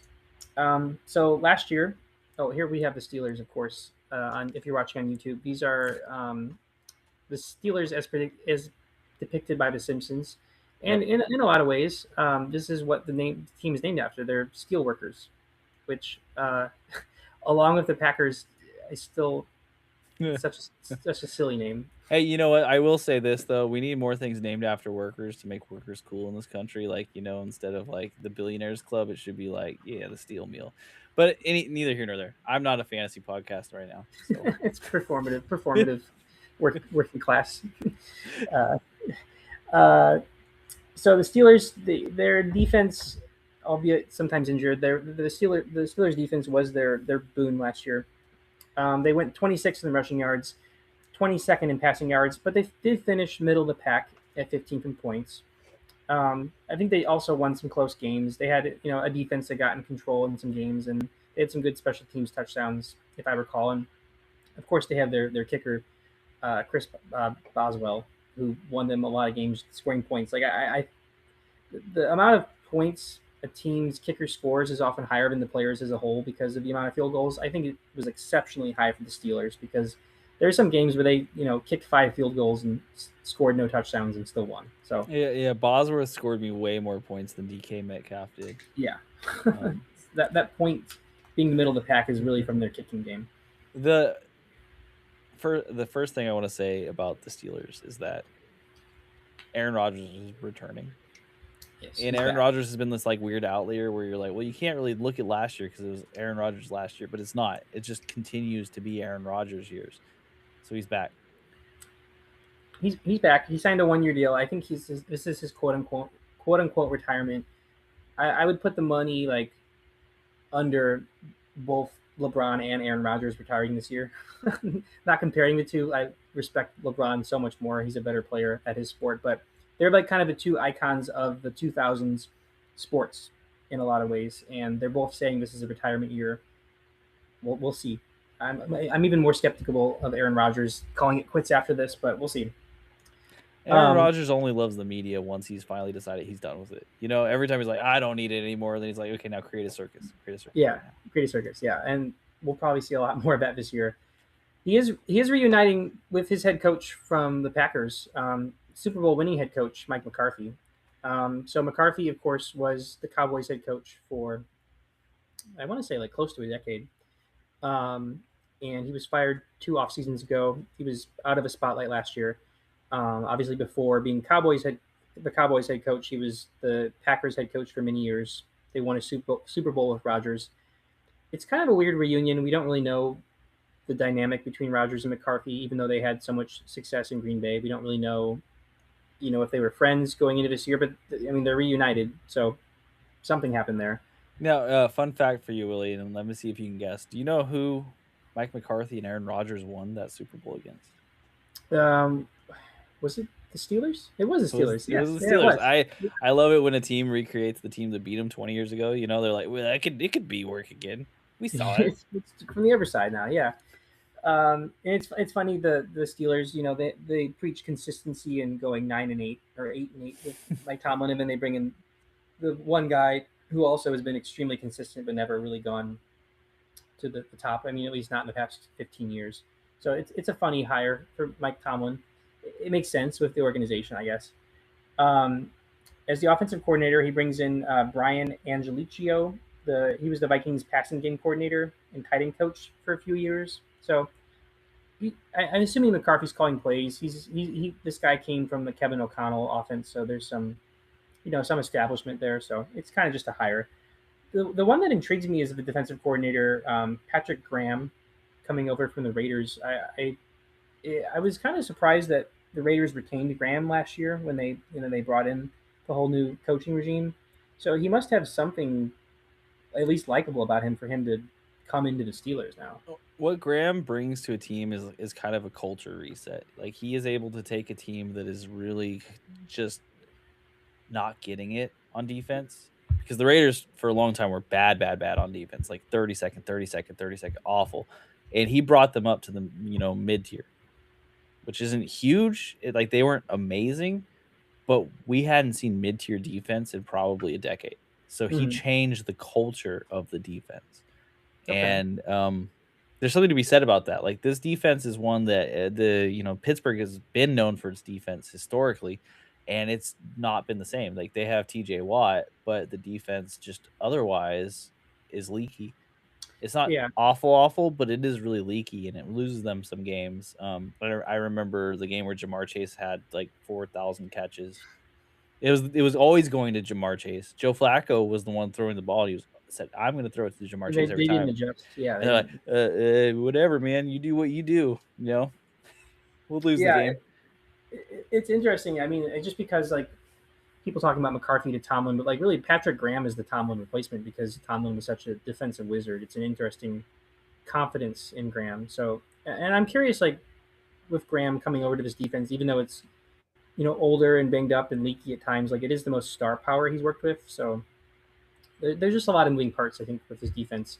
But the key here being offense, there's been some changeups that I'm interested to talk about. So we do have Aaron Rodgers coming back. The depth chart is interesting. So I'm assuming Rodgers is going to play the full year. You never know. No clear QB2. I mean, Mason Rudolph comes back, so he makes the most sense. They do have Will Howard from last year, and then they drafted the heir apparent maybe to Rodgers in Drew Allar in the third round. So none of these guys I like in fantasy redraft. Allar maybe like you can look at in dynasty, but this is Rodgers' team, but it doesn't mean Rodgers is going to be that fantasy QB that he was before. So what we're really looking at here is the additions on the run game is what stands out the most to me. So Kenneth Gainwell left in free agency. Jalen Warren, of course, returns again. Caleb Johnson is still there in theory, but the big signing here is Rico Dowdle, coming over from his pretty prolific year on the Panthers. He had over 1,000 yards in a committee with Chuba Hubbard. Some of that was off a couple big games, but nonetheless, like he had a great season with the Panthers. So we'll go more in depth about him in a second, but I will mention the receiving changeup as well. So we have DK Metcalf returning.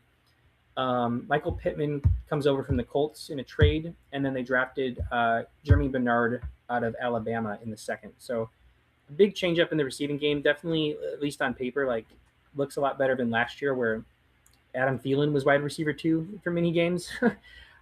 So there's at least something to look for upside wise with the receiving game. Not that's going to benefit Rodgers in his fantasy season, but like the receiving game looks the best it's has, I mean, probably in at least a few years, I think. Yeah, with Mike McCarthy back, Mike McCarthy doesn't mind passing the ball. So this could be a receiving team squad with upside. Now, where I am more worried is that Aaron Rodgers, how can I say it? I've taken receivers that Aaron Rodgers has quarterbacked very recently, and it is always a frustrating experience because if they make even one tiny mistake, he He would just he just completely ghosts them out of the game. He ices them out. We saw with DK Metcalf so many times where like DK Metcalf was a touchdown magnet when he was throwing in the ball in the end zone, but he would drop it sometimes. And if he dropped it once in the beginning of the game, it was over. he non-factor the whole way Yeah. through. It led to frustration. I mean, like of course you can't blame what DK Metcalf did on Aaron Rodgers, but I can say that the frustration of the season may be blamed a little bit on Aaron Rodgers because they were always getting snippy with each other. Yeah, now, Michael Pittman is a whole different beast because Michael Pittman, I haven't really seen Michael Pittman react, and I haven't seen Michael Pittman make a lot of boneheaded mistakes. Yeah. So if Michael Pittman and you looking into his game and watching those plays, it's probably the easiest way to do it. Of course, that requires watching the Colts a lot. The if he can be the consummate professional and he can really show up and he can be that mid-range guy, I think Michael Pittman has a lot of upside. Mm-hmm. But that's the same thing I said about DK Metcalf before watching that upside, one, show up and show off, and then two, completely disappear because him and Aaron Rodgers had a schism. It's weird. I have this narrative that I thought was a bit of an original idea, and then I look at the ADP, and this is just off Fantasy Pros, but they take consensus from a lot of sites, and I've looked at a couple others, and this actually seems kind of consistent. But DK Metcalf is going around wide receiver 33, and Michael Pittman's going around wide receiver 36. So the gap between these two is much closer than I really had thought going into this exercise.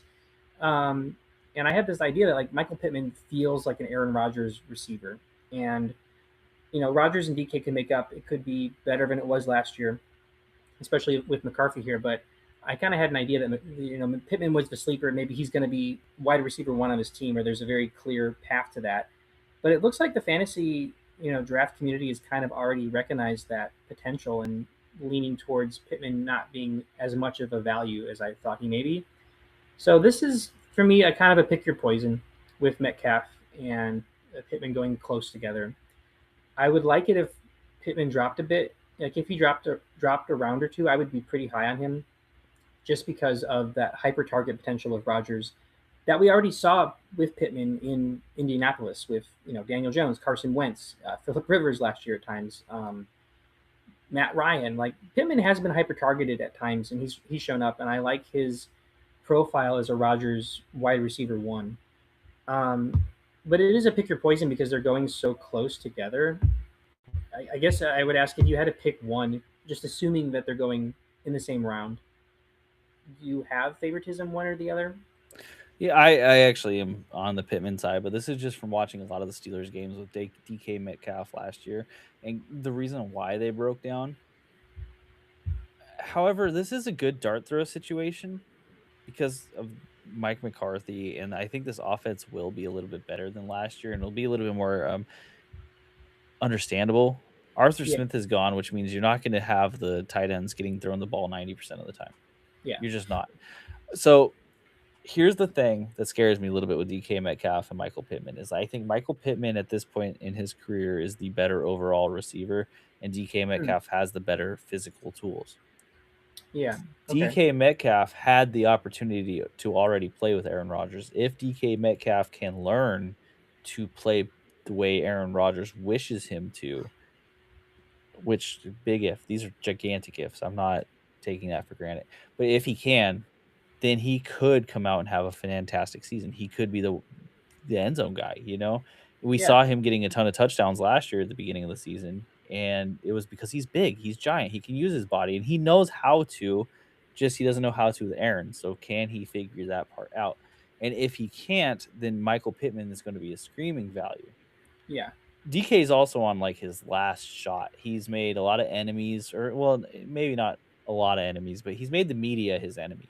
The Yeah. media doesn't like him. He's gotten suspended for saying things to fans. Like he's having too much attitude for the production level he has, so he has to either back up with increased production or he's out. But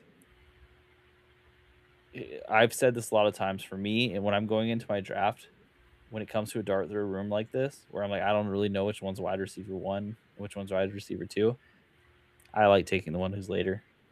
Yeah, I agree. Even if the gap is as close, like DK in round 7 is better value than I expected, just because he was going like what 3 or 4 last year, and that was even like on the fence, like, oh, there's an upside, but then he didn't, you know, at least in most games, come close to that. So this is a good value for DK. But yeah, having said that, Pittman around later, I do like him just because he's later and because he could really show up with Rodgers. So I think this is really a pick your poison. I don't hate taking one or the other. They might not be my favorite in each round, but if I need a receiver and I'm in those rounds, like there's worse picks to make, and having one of them as your wide receiver 3 really could benefit your team.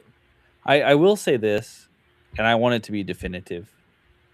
I am aiming to avoid these wide receivers. Having wide receivers that Aaron Rodgers is throwing to, if you watch the games, is it's just a trial in frustration. Yeah. Because it is very clear what's happening, and you can watch your receiver be wide open and not get the ball because Aaron's mad at them, and it's just a level of like petty and personal that is not a fun thing to watch. So I'm gonna, and this isn't necessarily fantasy and advanced analytics. It's just watch some of the games last year where DK gets iced out. It's not that he's not open. It's not that he doesn't have position. It's that Aaron is like, I'm not throwing it to you again, man. I'll rather throw it to Roman Wilson in the middle, who's covered by 3 dudes, because I get to make a weird face when he misses the ball. Like, he just looks so sad and upset. It's just not a fun version of football to watch. So I do Yeah. feel for Steelers fans this year, but I'm not a Steelers. Just get the Steelers out of here. That's an old AFC rivalry. So get them out. Yeah, I think that it's hard, and there's going to be frustration. I guess maybe I see Pittman as just because he's a new face here that I get more optimistic that he's going to be more consistent. But it really is just a shot in the dark, one or the other. And I think there's some young potential like Jeremy Bernard, high draft pick. We've seen second round Steelers in the past, but I think Jeremy Bernard with Big Ben 10 years ago in the second round, that's something I'm looking at. Aaron Rodgers and Mike McCarthy in 2026, not so much. So I don't have any receiver sleepers on this team per se. No, okay. So Rico Dowdle, I think I am actually in on because of his connection to Mike McCarthy from prior on the Cowboys. Mm-hmm. So this is a system that he may know, and he's brought into his system, and they're like, "Hey, we saw you show out, and we knew you could do it. We gave you that shot, and you showed up. Come back, Yeah. let's do this again." Rico Dowdle excites me. Jalen Warren does not excite me at this point. With Rico Dowdle too, it's like him and Mike McCarthy were both told basically sayonara by the Cowboys the same season. They fired McCarthy. They didn't re-sign Dowdle to the money he wanted. So there's maybe some camaraderie there. And I would suspect that Jalen Warren has produced in the past in a committee, whether it be with Gainwell last year, James Conner, I believe in the past. Might be forgetting somebody, but he's always been in a committee and he's had games. And Rodgers did like him in terms of targets last year, and he won, potentially won you a lot of weeks with his target share. But I think there's some more competition for targets this year, and I mean Rico being one of them. That Warren's ceiling that maybe we saw last year. I don't see Warren going up from where he was last year, and he's going around or 2 higher than Rico Dowdle right now, which feels. I mean, again, not 1-to-1 because of the pass catching upside and play style, but I mean, Chuba Hubbard feels like a bigger threat to a running back committee than Jalen Warren does. So when you have Rico Dowdle coming in, I just feel like Dowdle has that path to be RB1 with, Warren being involved, but not to the level we've seen Warren involved with the other running back in the past. And Warren's going 2 rounds earlier. That feels a little bit, It feels like a screaming value for Dottle. All these guys are going kind of around the same area, really, and I'm in on Dowdle more than the rest of them. Yeah. Um, yeah, Yeah. it's just hard for me with these wide receivers because you don't know, and it could change so hard from game to game that you get this like up and down, but you're not getting the moonshot upside of some of the other players you would want, who are the what do they call it? You either score 40 points or you score nothing, right? Yeah. And here it's like you either score 18 points or you score nothing. It's not as good, and it really There's a stinks cap when they to the score overall nothing. ceiling. Yeah, Yeah. exactly. There's a cap there, and I want to get more excited about Dottle. I mean, the dynamic is good with the competition, but if he was on a team that I had more faith in the QB and just like the vibe of the offense, I might be higher. But I think Dottle is someone who's going to be one of my favorite running backs to draft this year. And like I said, Warren, we've seen in the past, he's been consistent. I think this is the year that he loses that consistency because of the competition from air and ground. And Aaron Dowdle looks Rodgers, so good last at points last year. It was ridiculous. yeah. So I like Dottle. I have one last question here. I mean, the tight ends, like Johnny Smith is gone. I assume he followed Arthur Smith to Ohio State. It's possible. Pat Fryermuth, there's not enough for me to get excited about him there. But there's always potential. But again, that's late tight end. But I have one question I want to ask you to wrap up here. So Nick, would you ever start Aaron Rodgers for 7 games this year? But you get to pick the games he plays in. Or would you ever start CJ Stroud for every game this year?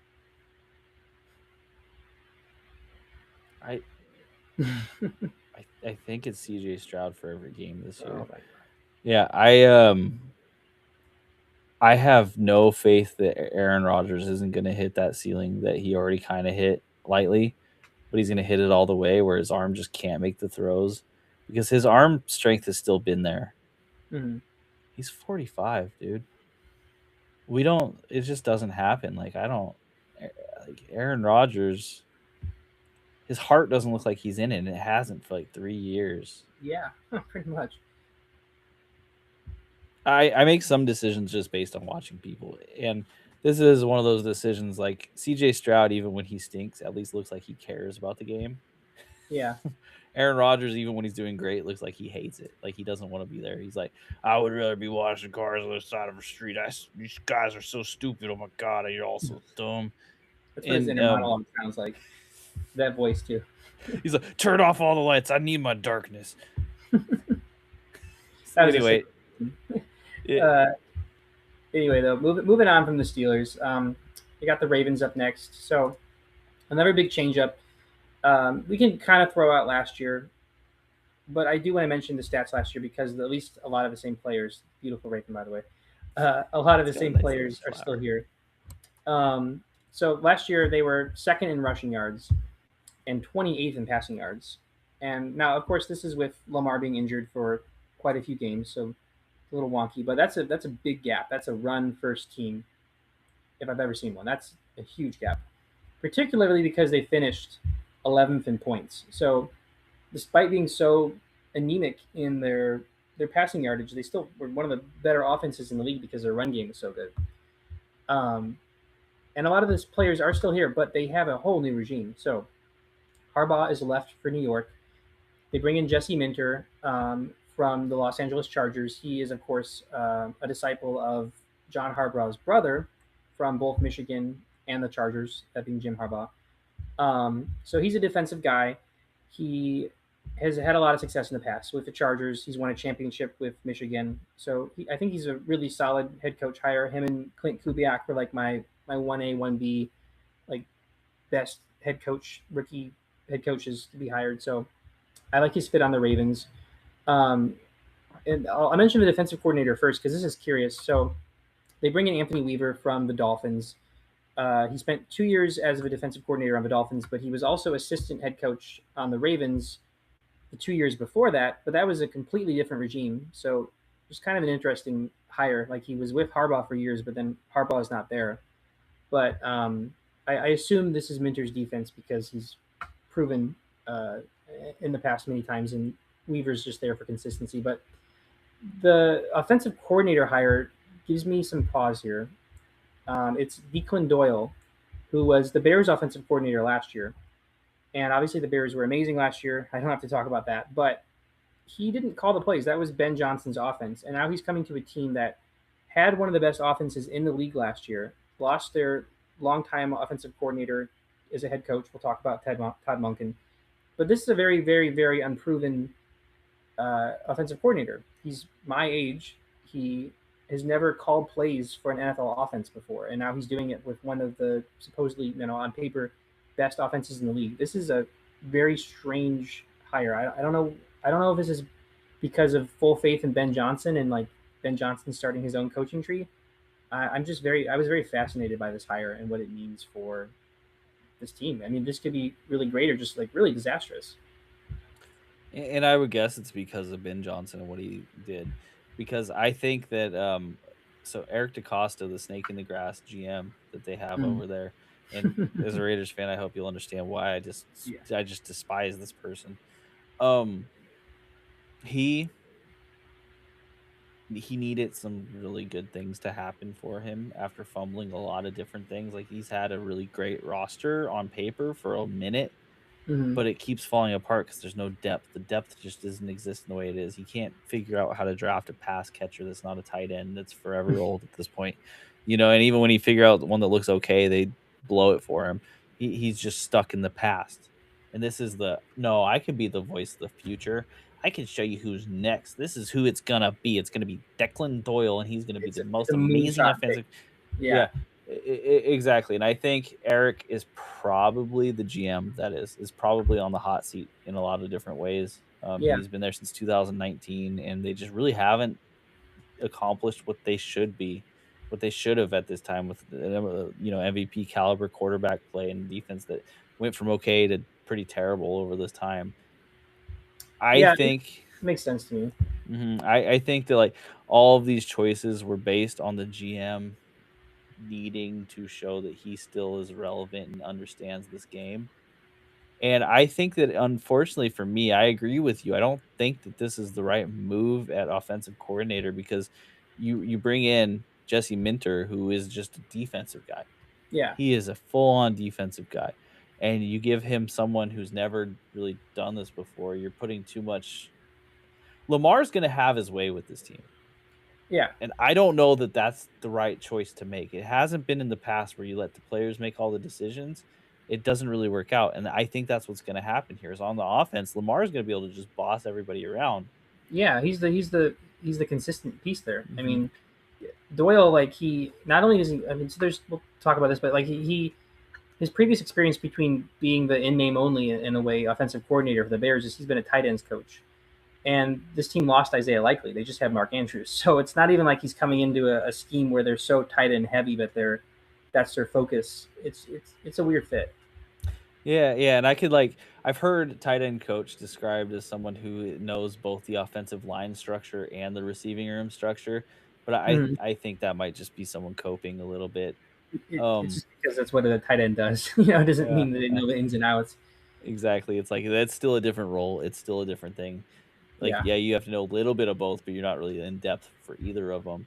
And I could be wrong about this. Maybe like Ben Johnson will rub off on him, but it's like when Washington hired Eric Bieniemy out from under Andy Reid, and they're like, yeah, yeah, it's gonna work because he learned so much from Andy Reid, and it's just like it didn't at all because it turns out it was just Andy Reid. It was just yeah. him, and he was able to adapt all the time really well.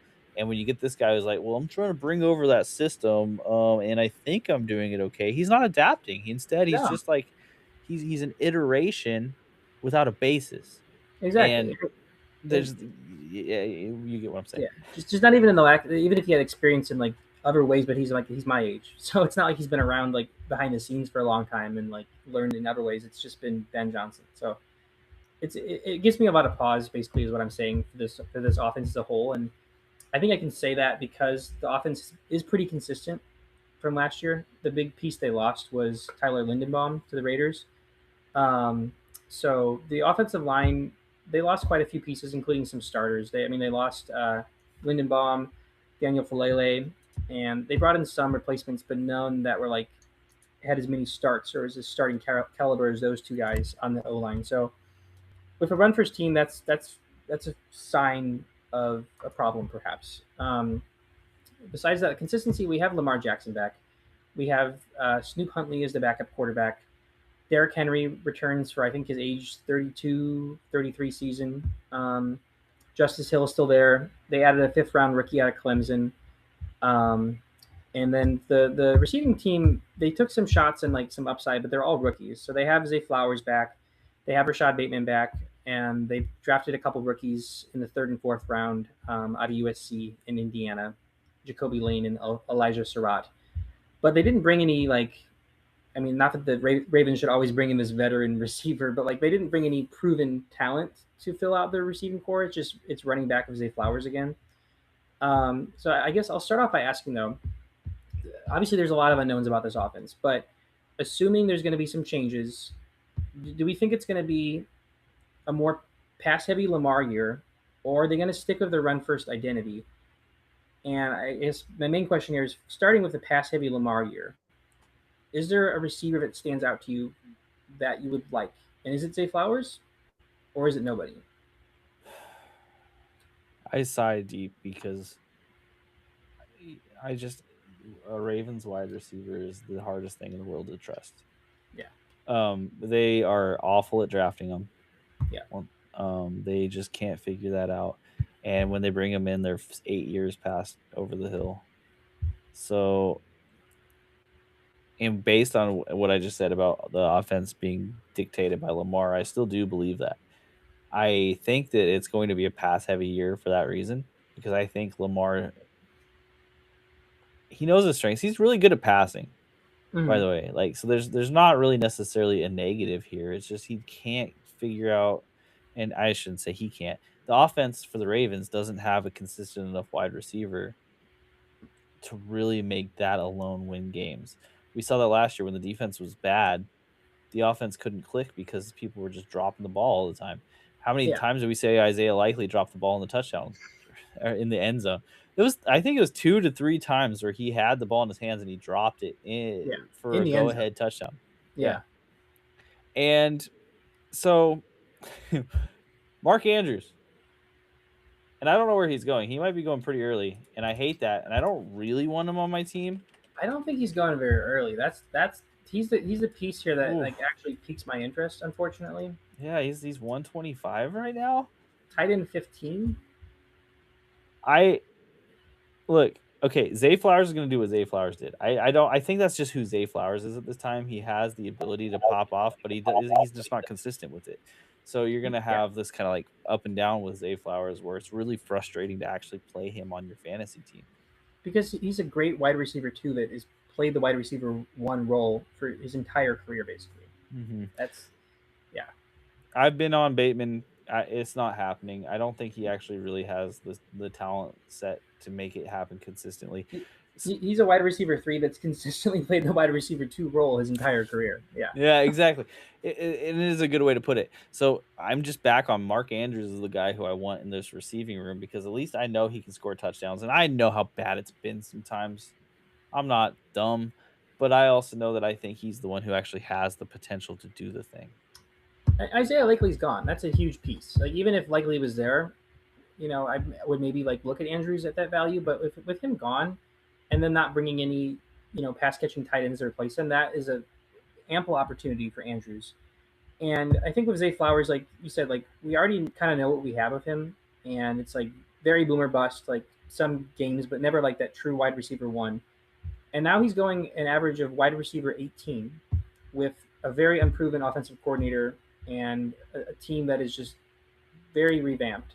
So he's going ahead of Vlad McConkey and Jalen Waddle and 2 or 3 rounds ahead of DJ Moore. All these guys that have like shown more potential in going into an actual offense that is expected to have more at least consistency than this new Ravens regime. I hate that Zay Flowers price. I think that's just totally out on Flowers this year personally. Yeah, and it's not even a Flowers problem. That's a price problem. Yeah, it's a price problem for sure because he's going to have good games. Mm-hmm. He will. He'll have some blow up games where you're like, wow, that's the dumbest take ever. I'm not saying he doesn't have the talent to do it. I'm just saying that he doesn't have the talent to be the focal point of the offense the way he needs to be. Yeah. to be the wide receiver one on a pass heavy version of the Ravens. I don't like. I'm just gonna say I don't like the team this year. I'm pretty low on the team this year. I think that, yeah, I think that again, Lamar like could absolutely finish his, if he's healthy, like finish where he finishes as a QB every year. But he's not quite Josh Allen, but he's going around that Allen level. And there's quarterbacks rounds after him that could easily finish around the same range. And there's quarterbacks like Jalen Hurts that are going even just a couple rounds after him that I'm like, lock me in. If you're going to take a quarterback early, this is not the year to take Lamar early for a variety of reasons, I think. Agreed, and it's a little worrisome for me because I know he was injured for a lot of the season, and we saw him playing injured. But that playing injured moniker, it only works if I eventually see him snap out of it, and I didn't see him snap out of it. He had a really poor end of season, and he was playing, like, and he can go, "Oh, my heel hurts," and to be clear, I don't really want to dismiss the injury itself, but I didn't see him turn back into regular Lamar. Yeah, and he's coming back to a team that's just a team in a regime that we've never seen him play under. Um, So we talk about ping pong tables and stuff and Harbaugh and the mood of the team, and all I can tell you is that I do believe Lamar Jackson is the actual offensive coordinator for this team, and I don't see that work with players. You can't give one player the keys to the castle. yeah, it's it's gonna be rough. I think that the player that provided the most fantasy consistency last year and since he's been on the team is Derrick Henry. With Derrick Henry, it's hard for me because there's a side where he's going RB13 right now, and that's like early third round, and that's like the best value of his career. And if this was last year or if things were different, I'd be like, okay, that's solid value, RB13, high upside RB2, or if you have a great receiver in core, like solid RB1, like I like that. Just the offensive line changes and the offensive coordinator coming in, like I think that Henry could have a very solid year. He's 32. The cliff will happen eventually. It doesn't mean it's going to happen overnight, but this new system that he's in has the blueprint to happen overnight of that crash. Not saying it's going to happen, but like just in terms of inexperience and turnover, this is the worst, setup Derrick Henry's had in quite some time. And I'm not like out on Derrick Henry, but there's also the reality of like he's a risky pick. Even though he's much later this year than last year, he's still a risky pick because he could just really crash and burn, unfortunately. Just with not because of him as a player or even his age, but just the system that he's in. He's risky, but his perception is going to be safe. So the Yeah. players that are going to take him are going to have expectations, and they're going to get shattered a little bit. Yeah. The I actually think that this is a good year to draft Justice Hill late because I think Justice Hill will be worked in a little bit more regardless. Yeah. If he's cheap, I kind of like that. And I I'd think almost, he should be dirt cheap. I'd bet. yeah. I almost kind of like the upside of their fifth round rookie Adam Randall, not to draft, but to like maybe have that like RB2 breakout successor potential. Just because he's younger, he's unproven. That's more of like uh, a dart throw kind of thing. But even that is leaning into the idea that one, Henry's going to be injured or washed, and two, like he's going to be playing in this run first system, like we've always seen, and it's Ravens running back. We don't know if it's going to be run first this year, so there's really big cons to even like targeting a backup to Henry. Well, that's actually why I like Justice Hill a little bit more, is because Justice Hill is a bit more of the passing running back. That's So a good point. Yeah, if they end up passing the ball even just a little bit more, like with dump offs, you could see Justice Hill suddenly have relevance, not necessarily game breaking relevance, but someone who you could plug in as a RB4 and have an actual flex player, someone to cover for injuries. yeah, you could do worse. Even with the unknown of his team, like I agree that the PPR upside with Hill is it's a factor. I think. But yeah, I don't know. Having said all that, like the only player on this team that I'm like kind of curious about, and I'm not even excited about, but like I love his value, is Mark Andrews. And there's a lot of like positive reasons to draft Mark Andrews this year compared to like the past like few years, honestly. Even though he's like been a great tight end even a couple 3 years ago, like this is the year that's like, oh, this value is like this is pretty nice. But Mhm. apart from Andrews, I'm not. hyped about this team really at all for fantasy. I have a hard time seeing how this is gonna work Yeah. in a really like amazing way. So agreed. The only bright spot is that if it does really work, that means that Ben Johnson is a genius, and Doyle he did rub off on Doyle, so I like that. I like that factor, but it's a shot in the dark. Yeah, yeah. All right. So moving on, we got this. We got the Cincinnati Cats. We got a cat on the screen. That's a nice. It's an ocelot, I believe, but it looks pretty tough. I looked up Bengal Kitty. This is what I got. So Bengal adjacent. I like it. It looks tough. yeah, It looks scary. So the Bengals last year, of course, Joe Burrow was injured, and then before Joe Flacco got there, they had just a terrible experiment of Jake Browning. So a lot of these can be thrown out, but they were 29th in rushing yards, still seventh in passing yards, even with Burrow missing a lot of the year. Of course, they were playing catch up and scoring 40 points and losing in quite a few games, so that's why the passing yards are so high. But they did finish 12th in points, which at least is respectable relative to how terrible their defense was. So there was still some offensive firepower. If Burrow had been healthy the whole year, this could be a top three offense last year. And the thing that I like about this team for fantasy off the bat is that I don't have to go in depth and talk about changes because there's really no changes at all to the offense. Um, Zach Taylor is back. Offensive coordinator Dan Pitcher is back. He's been at the Bengals since 2016. Lou Anarumo is back for year two, and they have Dexter Lawrence now.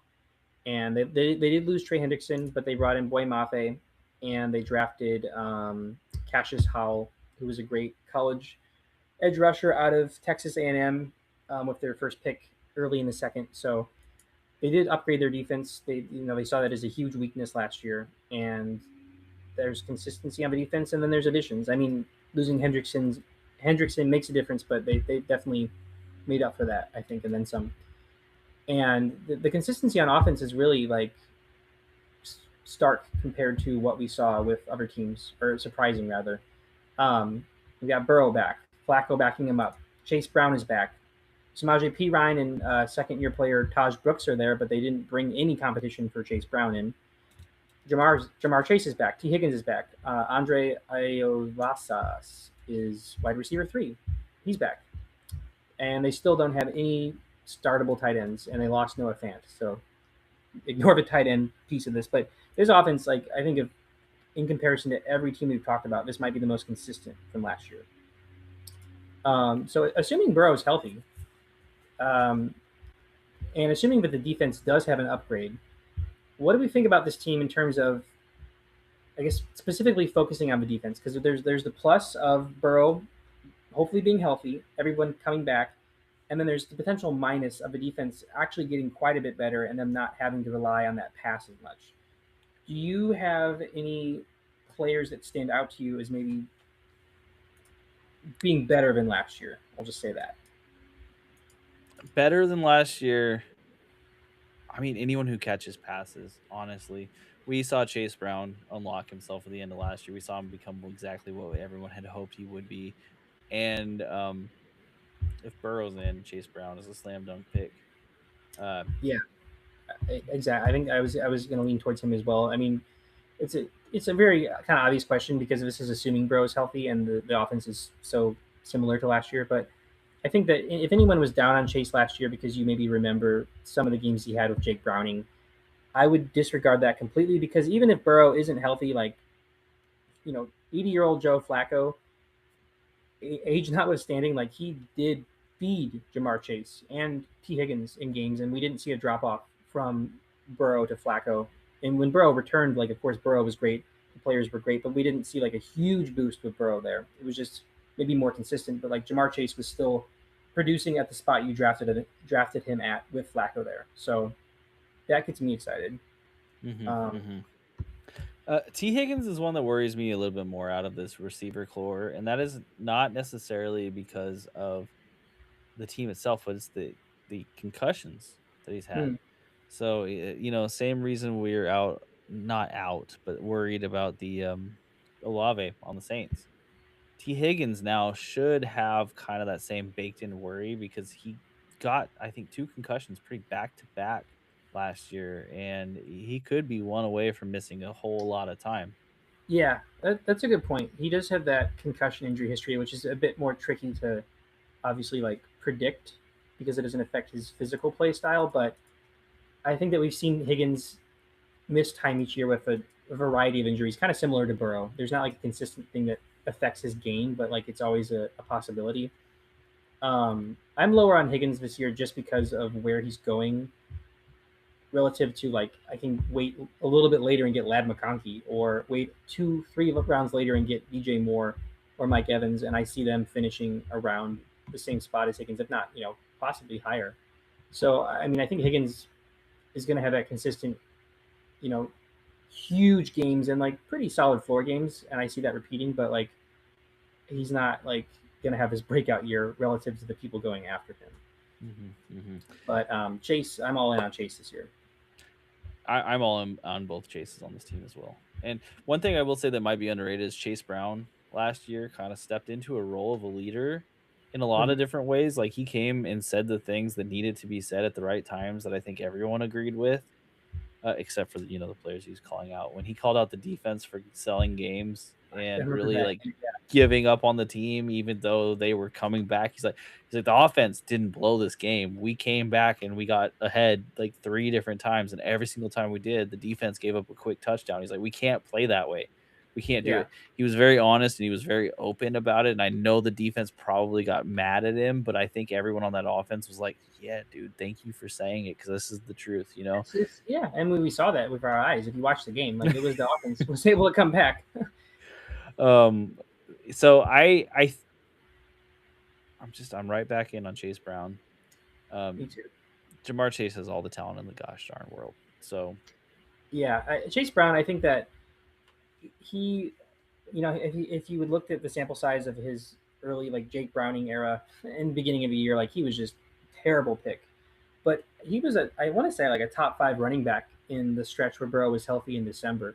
So that will buoy his overall, I think, draft position. But he's going around a mid to late second round pick, and I like him there. He's one of my favorite running backs to draft. But I'll ask you, relative to other running backs going in that mid to late second round, third round turn, I'm gonna name some names, and I want you to tell me just off the rip if you like Chase Brown or them better. Okay. So I'll start with Devon Achane. Chase Brown. Then we got Amarian Hampton. Saquon Barkley. Chase Brown. And Kenneth Walker. Chase Brown. So, and that's interesting is the Barkley is going at pick 26 on average, and Chase Brown is going at pick 21. And that's maybe the only one I disagree. If you want, I am higher on Barkley this year, but Chase Brown going at pick 21 and Devon Achane going 5 spots higher than him. Especially like Achane going higher than Hampton and Barkley is shocking to me. Chase Brown, I think that we can look at what we saw with him at the end of the year and just kind of base the season on that, assuming Burrow is healthy. And my reasoning here is that he was prolific when he was given the opportunity, and just there's not competition that came in.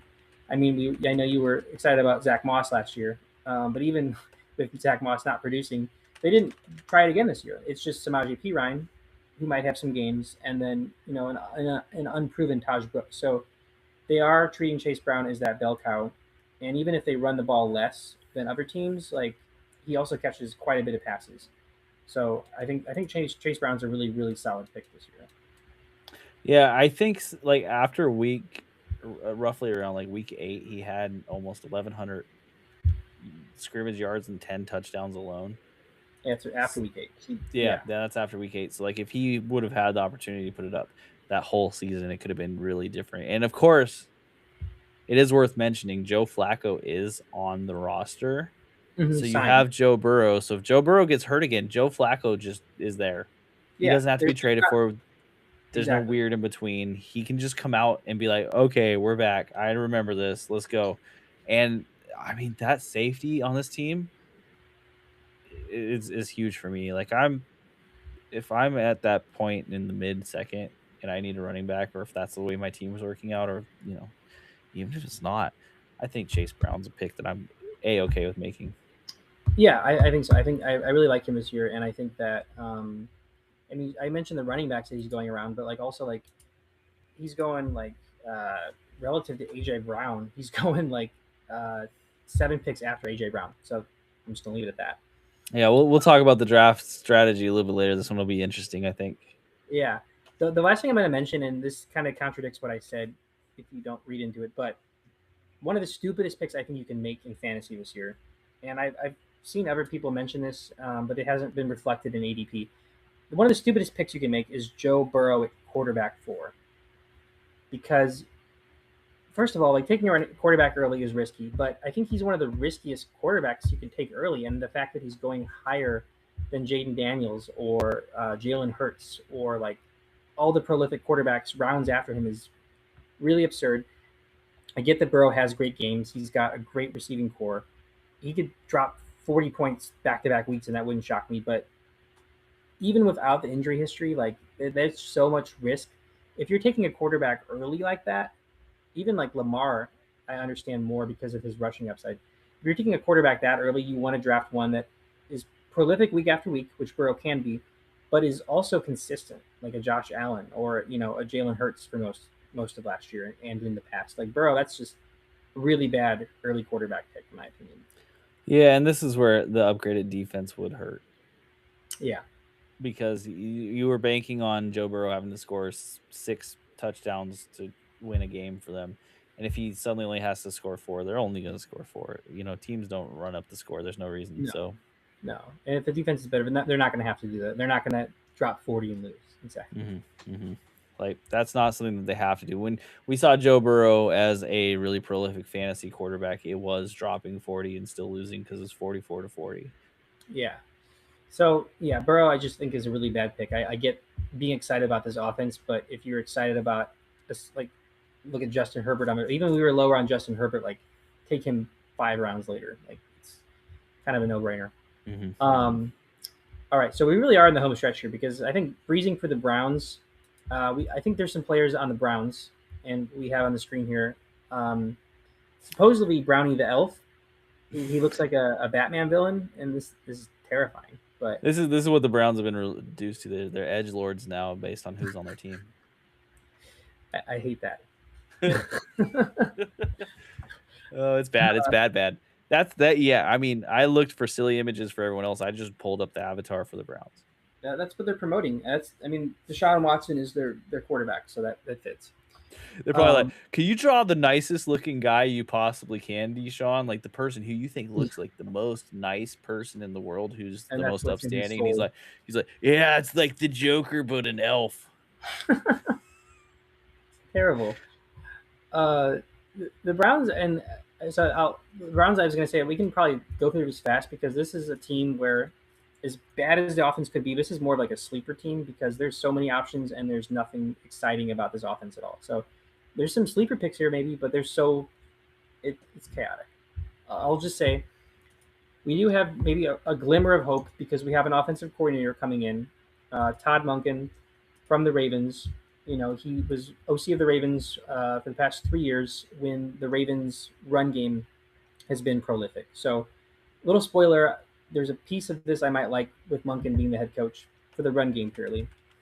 Clearly, this guy's Monken's a bit older. This was probably his last opportunity to be a head coach. I think he's just kind of like, screw it, I'll take this head coach opportunity. He seems like a pretty no-nonsense kind of guy. I like that for the discipline of this offense. So I think the Browns could have done worse in terms of their hires. He brings over Travis Switzer, who was the run game coordinator with him on the Ravens the past couple of years. And this is one of the most head-scratching picks of any coordinator hire, I have to say. They've hired Mike Rutenberg. So Jim Schwartz, who was there with Myles Garrett, that's obviously the elephant in the room. Myles Garrett is gone. So they can't rely on their defense last year. Their defense was great last year, and they only won 5 games. But to replace Jim Schwartz, their defensive wizard, they hire Mike Rutenberg. And last year, he was the Falcons' defensive passing game coordinator, which if you saw the Falcons' defensive passing game and were like, "This is great." I can't think of any examples in my head where that stood out. You probably shouldn't be a head coach if that's what you thought, or a GM.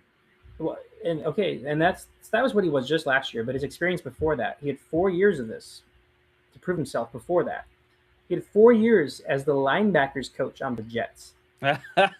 Well, okay. The Jets did have an amazing defense for a minute, right? I don't know that I would say it's because of their linebacker play. I would say maybe it's in spite of their linebacker play. But I was gonna name one linebacker on the Jets. LeVar Arrington, God, that's not true. That he wasn't even a Jets. Anyway, No. not here nor there. Exactly. So this is just a weird hire. I had to mention it. I mean, we could talk about just how losing Myles Garrett takes a hit to his defense, but losing Jim Schwartz and hiring this guy. No disrespect to Mike Rutenberg, but this is an insane hire. Like I have a guess. I have a guess of what happened here. What happened here? Todd Monken had no clue he was actually going to be considered for a head coach anywhere. He was planning to go with Harbaugh to New York, and then all of a sudden, the Browns call and they're like, "You're hired," and he's like, "Oh, I don't know any defensive people. Who's that one guy who I had dinner with? Let me call him and see if he'll be a defensive coordinator." And he just got fired from the Falcons. He's like, "Sure, yeah, but whatever, man. Ohio, that sucks, but okay, yeah, we're there." Like, I can't recall the name. I had written down a couple names of, like, okay, like for example, that like Jim Schwartz, like maybe his time with the Browns was over, but he doesn't have a job right now. So okay, so you could have hired him, maybe worked it out with him, maybe not. There was other head coaches, like defensive coordinators, that could have gone to the Browns when they still had Myles Garrett, mind you. They made this hire when Myles Garrett was still there. They still had a great defense, and they still couldn't hire anybody. That is, anyway, that blows my mind. I think Jim Schwartz is holding out for a year, and he's going to try to become a coach somewhere else. I can see it. I mean, we were talking about him as possibly the DC for the or the head coach for the Browns this year. So head coach for the Jets next year. I mean, I'm just saying. Sign me up. I will say about losing Myles Garrett, like this isn't a 1-for-1 replacement because you can't. But getting Jarrett Verse back and the picks, looking at the Browns themselves, that was probably the only good move they've made in who knows how long. I like the move. I actually do. I mean, you could call every Browns year a tank year, but the amount of picks that they got back, and not just in the first round, but like spread out second, third round, there's some great depth there. And Jared Verse, like, yeah, obviously he's not Myles Garrett, but he did win Defensive Rookie of the Year. And the fact that the Rams were able to give up, a solid to really great defensive player on a rookie contract, that is nice. Like that, I think that's the piece that the Browns really hit there. Getting that rookie contract is nice, even if they're not going to do anything, and no one wants to play in Cleveland, so they don't have to spend money on anybody else. But like, still, that's a good piece. They can ride out Deshaun Watson's ugly contract. Exactly. And speaking of, so the quarterback room, is anyway. It's Deshaun Watson. It's Shedeur Sanders. It's Dylan Gabriel. It's a 6th round rookie out of Arkansas with some upside in Taylon Green, but it's the Browns. So okay, great. It'll almost certainly be Shedeur or Deshaun, and there's exists no world in which Deshaun should be given another opportunity. Yeah. And yet Shedeur is really just that bad at this point. It's a combination of that, and I think that the Browns, Andrew Berry's still there as the GM. That jeez, he's still there. He's a great drafter. That piece, that sunk cost fallacy piece, I think of Watson is very prevalent. I think him getting the start if he's not injured is almost a given. Sanders' play and that sunk cost, I think, is a big piece. The fact that Barry still has his job is insane. Like, Haslam's going around asking homeless people who he should draft, and he has been since Johnny Manziel, right? Yeah. So I don't understand any of it. But this is the Browns. I don't need to understand. It's probably better that I don't. I mean, Andrew Berry has been a great drafter. They haven't done anything with it, but he has drafted great. It's true. He's got some really like generational players that end up going to other teams. Yes, exactly. So the running back room, we got Quinshon Judkins returning. He had that scary injury last year, but he looks like he's a full go. Dylan Sampson, who was also drafted last year, showed some nice flashes. He's back. And Jerome Ford is gone. So it's Judkins and Sampson's game. Wide receiver core, Jerry Jeudy returns. They drafted Casey Concepcion late in the first and Denzel Boston early in the second. So those are both top 40 wide receiver picks. So that I like that they addressed their receiving room, which was terrible last year. They also have Cedric Tillman returning, and then Isaiah Bond, who had a couple of like sneaky good games last year, and has apparently been a training camp standout. So if not getting excited about Brown's receivers, but like at least Bond stands out amongst some unknowns, maybe. I think with the wide receiver room, you want to get excited about Concepcion. You want to get excited about Boston. You don't want to care about Jerry Jeudy. No, However, with the quarterback play that we're talking about, unless Deshaun Watson actually looks like his old self, which I refuse to believe that that's going to happen. I can't see it, which does in fact mean it's the clearest thing to happen. And I am self-aware enough to understand that. But I'm not going to tell you on this that I would ever suggest taking one of these wide receivers at the round that they're going. They're all going pretty late too. yeah, Jerry Jeudy, in my opinion, with how late he is, could be worth a dart throw because you can dump him if it doesn't work out. yeah, yeah. But these quarterbacks are so bad.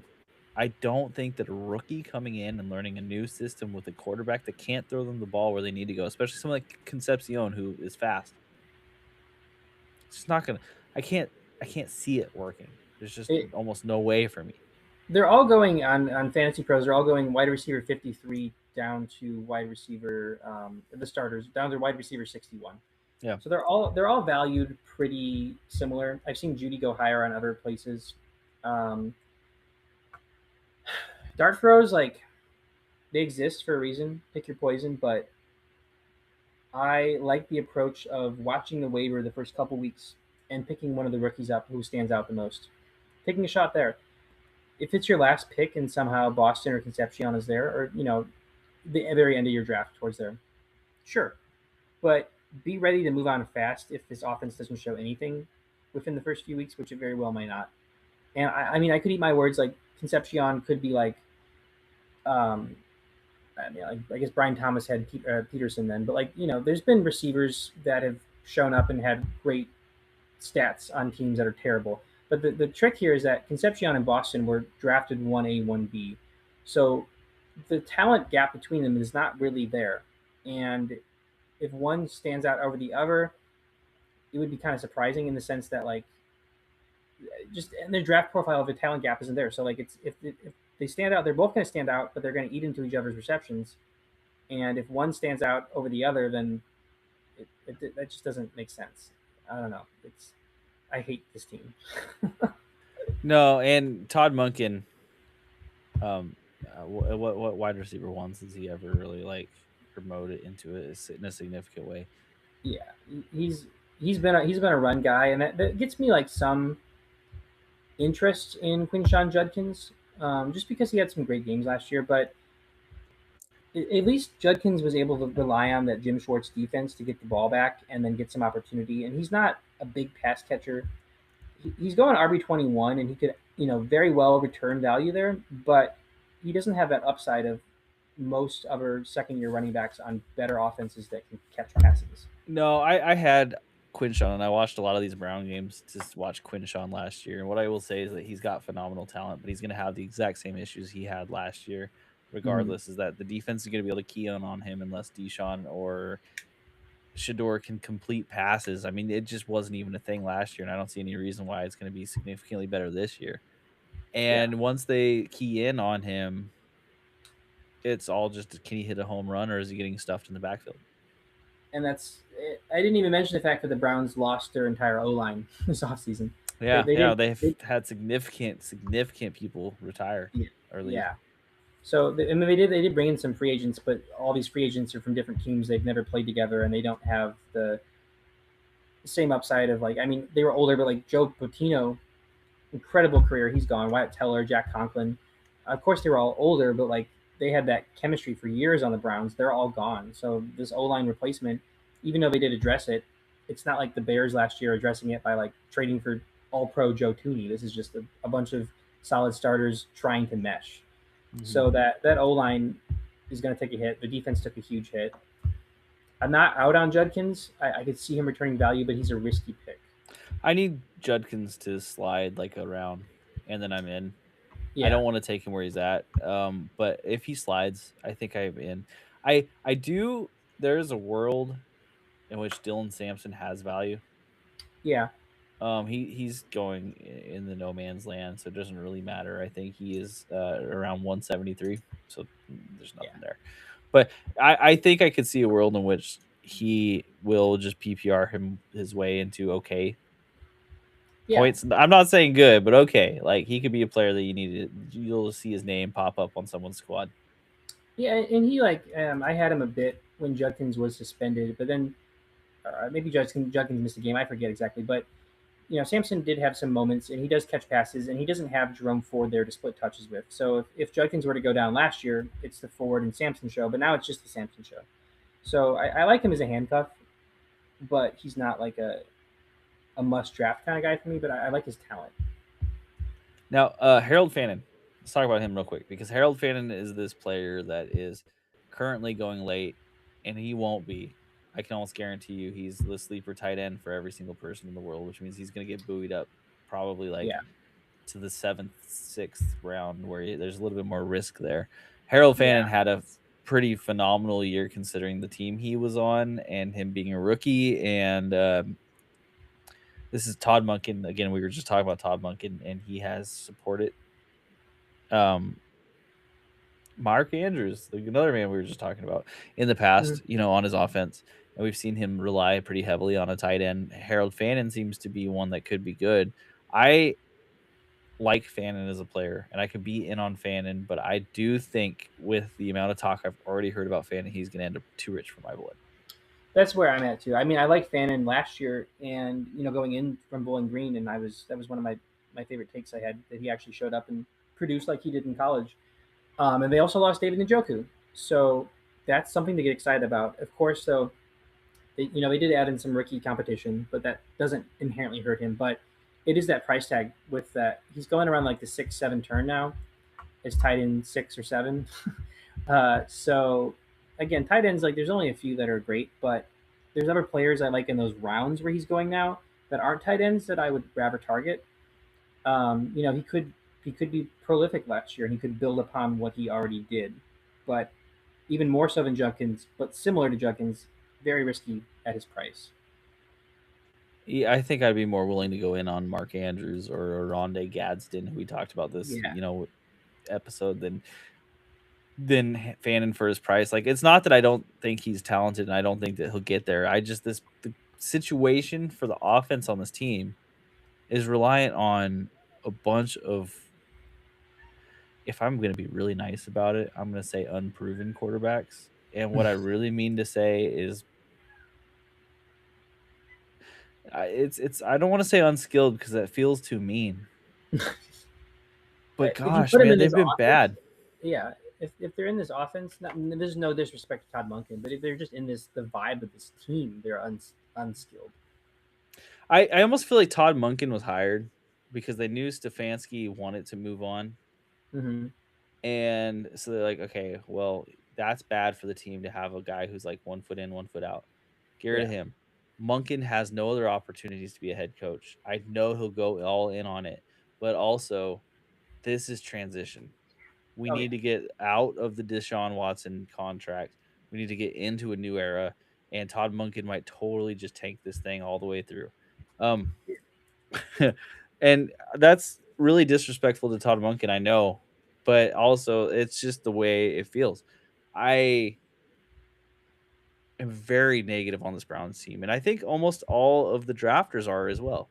Harold Fan and Quinshawn are the only two that have any relevance in drafts right now, really. And Yeah. I need them to slide. I need both of them to slide. Like I'm saying, I don't believe in them even more than that. It's the talent around them that you could take instead that are just safer. Hmm. And I think that all that what you were saying about Munkin and him being the scapegoat of the transition year was still true and applicable even before they got a ton of picks for the future from the Miles Garrett trade. So now it's even more true. And I think Munkin, like he could have a really solid run game. He could bring some things over from the Harbaugh tree, but he's a first year head coach at age 60. That that's not a stable. He's going to be here for this is our new regime kind of hire. Yeah, no. Yeah, And he was someone who had already dedicated himself to being an offensive coordinator somewhere else, like yeah, and he gets a lot of information about how the Ravens have run things for forever. Like you bring him that's in, and helpful. he's Yeah, gonna tell him everything. He's gonna be like, yeah, you know what, the owner likes this and this and this and this and this and this and this, and his coaches, and that's what he wants us to game plan for, and that's what he tells us. And like you can never go wrong with getting information on the owner. You see so much of this like incestuous nature with incestuous might be the wrong word, but interdivisional at the very least it's nature that with the sibling coaches. rivalry at least. Yeah, where Yeah, there's they're like, bring him in, bring him in. We can glean information. exactly. Yeah. Mhm. So yeah, Browns. I mean, we might talk more about them with sleepers just because there's some fun guys here, but I'm out as well. Um, all right, so Nick, I will ask you to start here. What's your ranking for the AFC North? Okay, I'm going Bengals, and I think they do pretty good this year. I actually have a pretty good vibes on the Bengals, and I hate it because Zach Taylor deserves to be fired, but Mm-hmm. the roster on the offensive side is good, and if they're actually beefing up the defensive side, they could have some success. I think they make the playoffs. They go 10-7. It's not Yeah, like an amazing year, but it's a good year. Um, Steelers second, 9-8, missed the playoffs. Aaron Rodgers retires. Mike McCarthy gets shot in a cannon off into the sun. Um, I wish he would. Anyways, my gosh, he's almost as frustrating to watch as Aaron Rodgers. You put both of them on. Anyways, neither here nor there. then it's going to be, and this is neck and neck. So I'm having a bit really. of a crisis here. Yeah, I really think the Ravens are going to be bad this year. I really do. So I'm going to go Ravens, then Browns because that is tradition. Yeah, But it could go either way with those guys. I think both of those teams are pretty bottom of the league teams at this point. really. Okay. Yeah. I don't have a lot of faith in the Ravens. I don't necessarily blame the head coach here. I just really think that when you let bringing in Declan Doyle as the offensive coordinator, unless he's such a hard ass and I just don't know about it, this will be a team that's run by the former multiple time MVP. Yeah. And I don't know that like Lamar Jackson. Lamar Jackson's someone who probably needs a little bit of reining in. Um, we saw what he tried to do last year. He's like, I take away the ping pong tables, I bring them back, and none of them worked. Everyone looked miserable on that team the whole time. Yeah. So I don't know that he's the answer. I think you need someone strong in that room, and Declan's probably not the guy. Maybe, and I don't know. Jesse Minters, he's a defensive coach. He's the head coach now, so he's in charge of both. Maybe he's a Yeah. hard ass. I don't know. There's just a lot of changes in the places that I think the changes don't match up with the age and prestige of the players Uh, that they have. and where the team's supposed to be at in their, Lamar's career trajectory. Yeah. Yeah, exactly. And then also you've got, Derrick Henry, who's the king and he's forever old. He's had enough experience to tell every single person in the world how it should be. Yeah. He seems like he's nice enough. He doesn't do that, but I could be wrong about that too. So, I would if I anyways, was. exactly. Like someone needs to, and that's the problem. Someone needs to. He needs to be the Chase Brown in the locker room. Yeah. So, Bengals, Steelers, Ravens, Browns, but Bengals and Steelers do okay. Ravens and Browns don't do okay. They're both bottoming out teams. Actually, I'm a little different. So I'm gonna go Bengals here. I like their team this year. I'm gonna go Ravens over Steelers and then Browns last. I think the Ravens. So the Steelers, I think will go like 8-9, 7-10. I think that maybe offense will be maybe better, but Rodgers older doesn't help that. The defense older doesn't help. The Ravens, I do agree with you. I think their offense could really be inept, bottom of the barrel this year. I do have faith though in Jesse Minter and their defense. Not necessarily Trey Hendrickson being signed, but I like their secondary quite a bit. I think Minter did a lot with nothing in on the Chargers, and now he actually has some supreme secondary talent. And I like the Ravens to go like around 8-9 wins, but I don't see them building off of what they did last year or getting better. And I think the Bengals are the benefit are going to be the beneficiary of teams in a lot of transition by being the one by far having the most consistency and the most superstar offense players that the Bengals, I think, could pretty easily win this. I just want Eric DeCosta to get fired, and that is my bias as a Raiders fan. Speaking of which, as we end this, Ooh, I got it. Once you have the GIF, I have to use it. So, there you go. That is our AFC North. Not to confuse the folks out who are watching this. That is our AFC North deep dive wrap up. Like I said, we've done every single one of them now. So that's 32 teams. Good job, Willie. ooh. First off, we Yeah. made it through. That was a whole 8-week endeavor. We'll be back with some more fun stuff. Like, I love going into the deep dive. At the end, it feels like it's been a whole marathon. Follow along. We're not quite at the point where we're going every week yet. It's still a little bit too early for that. Of course, we're always reading, listening, learning about stuff. So keep checking us out. Until then, this is the Double Doinkers, sponsored by Insert Your Company here. It would look really cool. Trust me, I'd make a cool graphic for it. You see the GIF I just dropped, man? I didn't make that, but I can get it. Anyway, my point being, check out the following episodes. Until then, doink out. Doink out.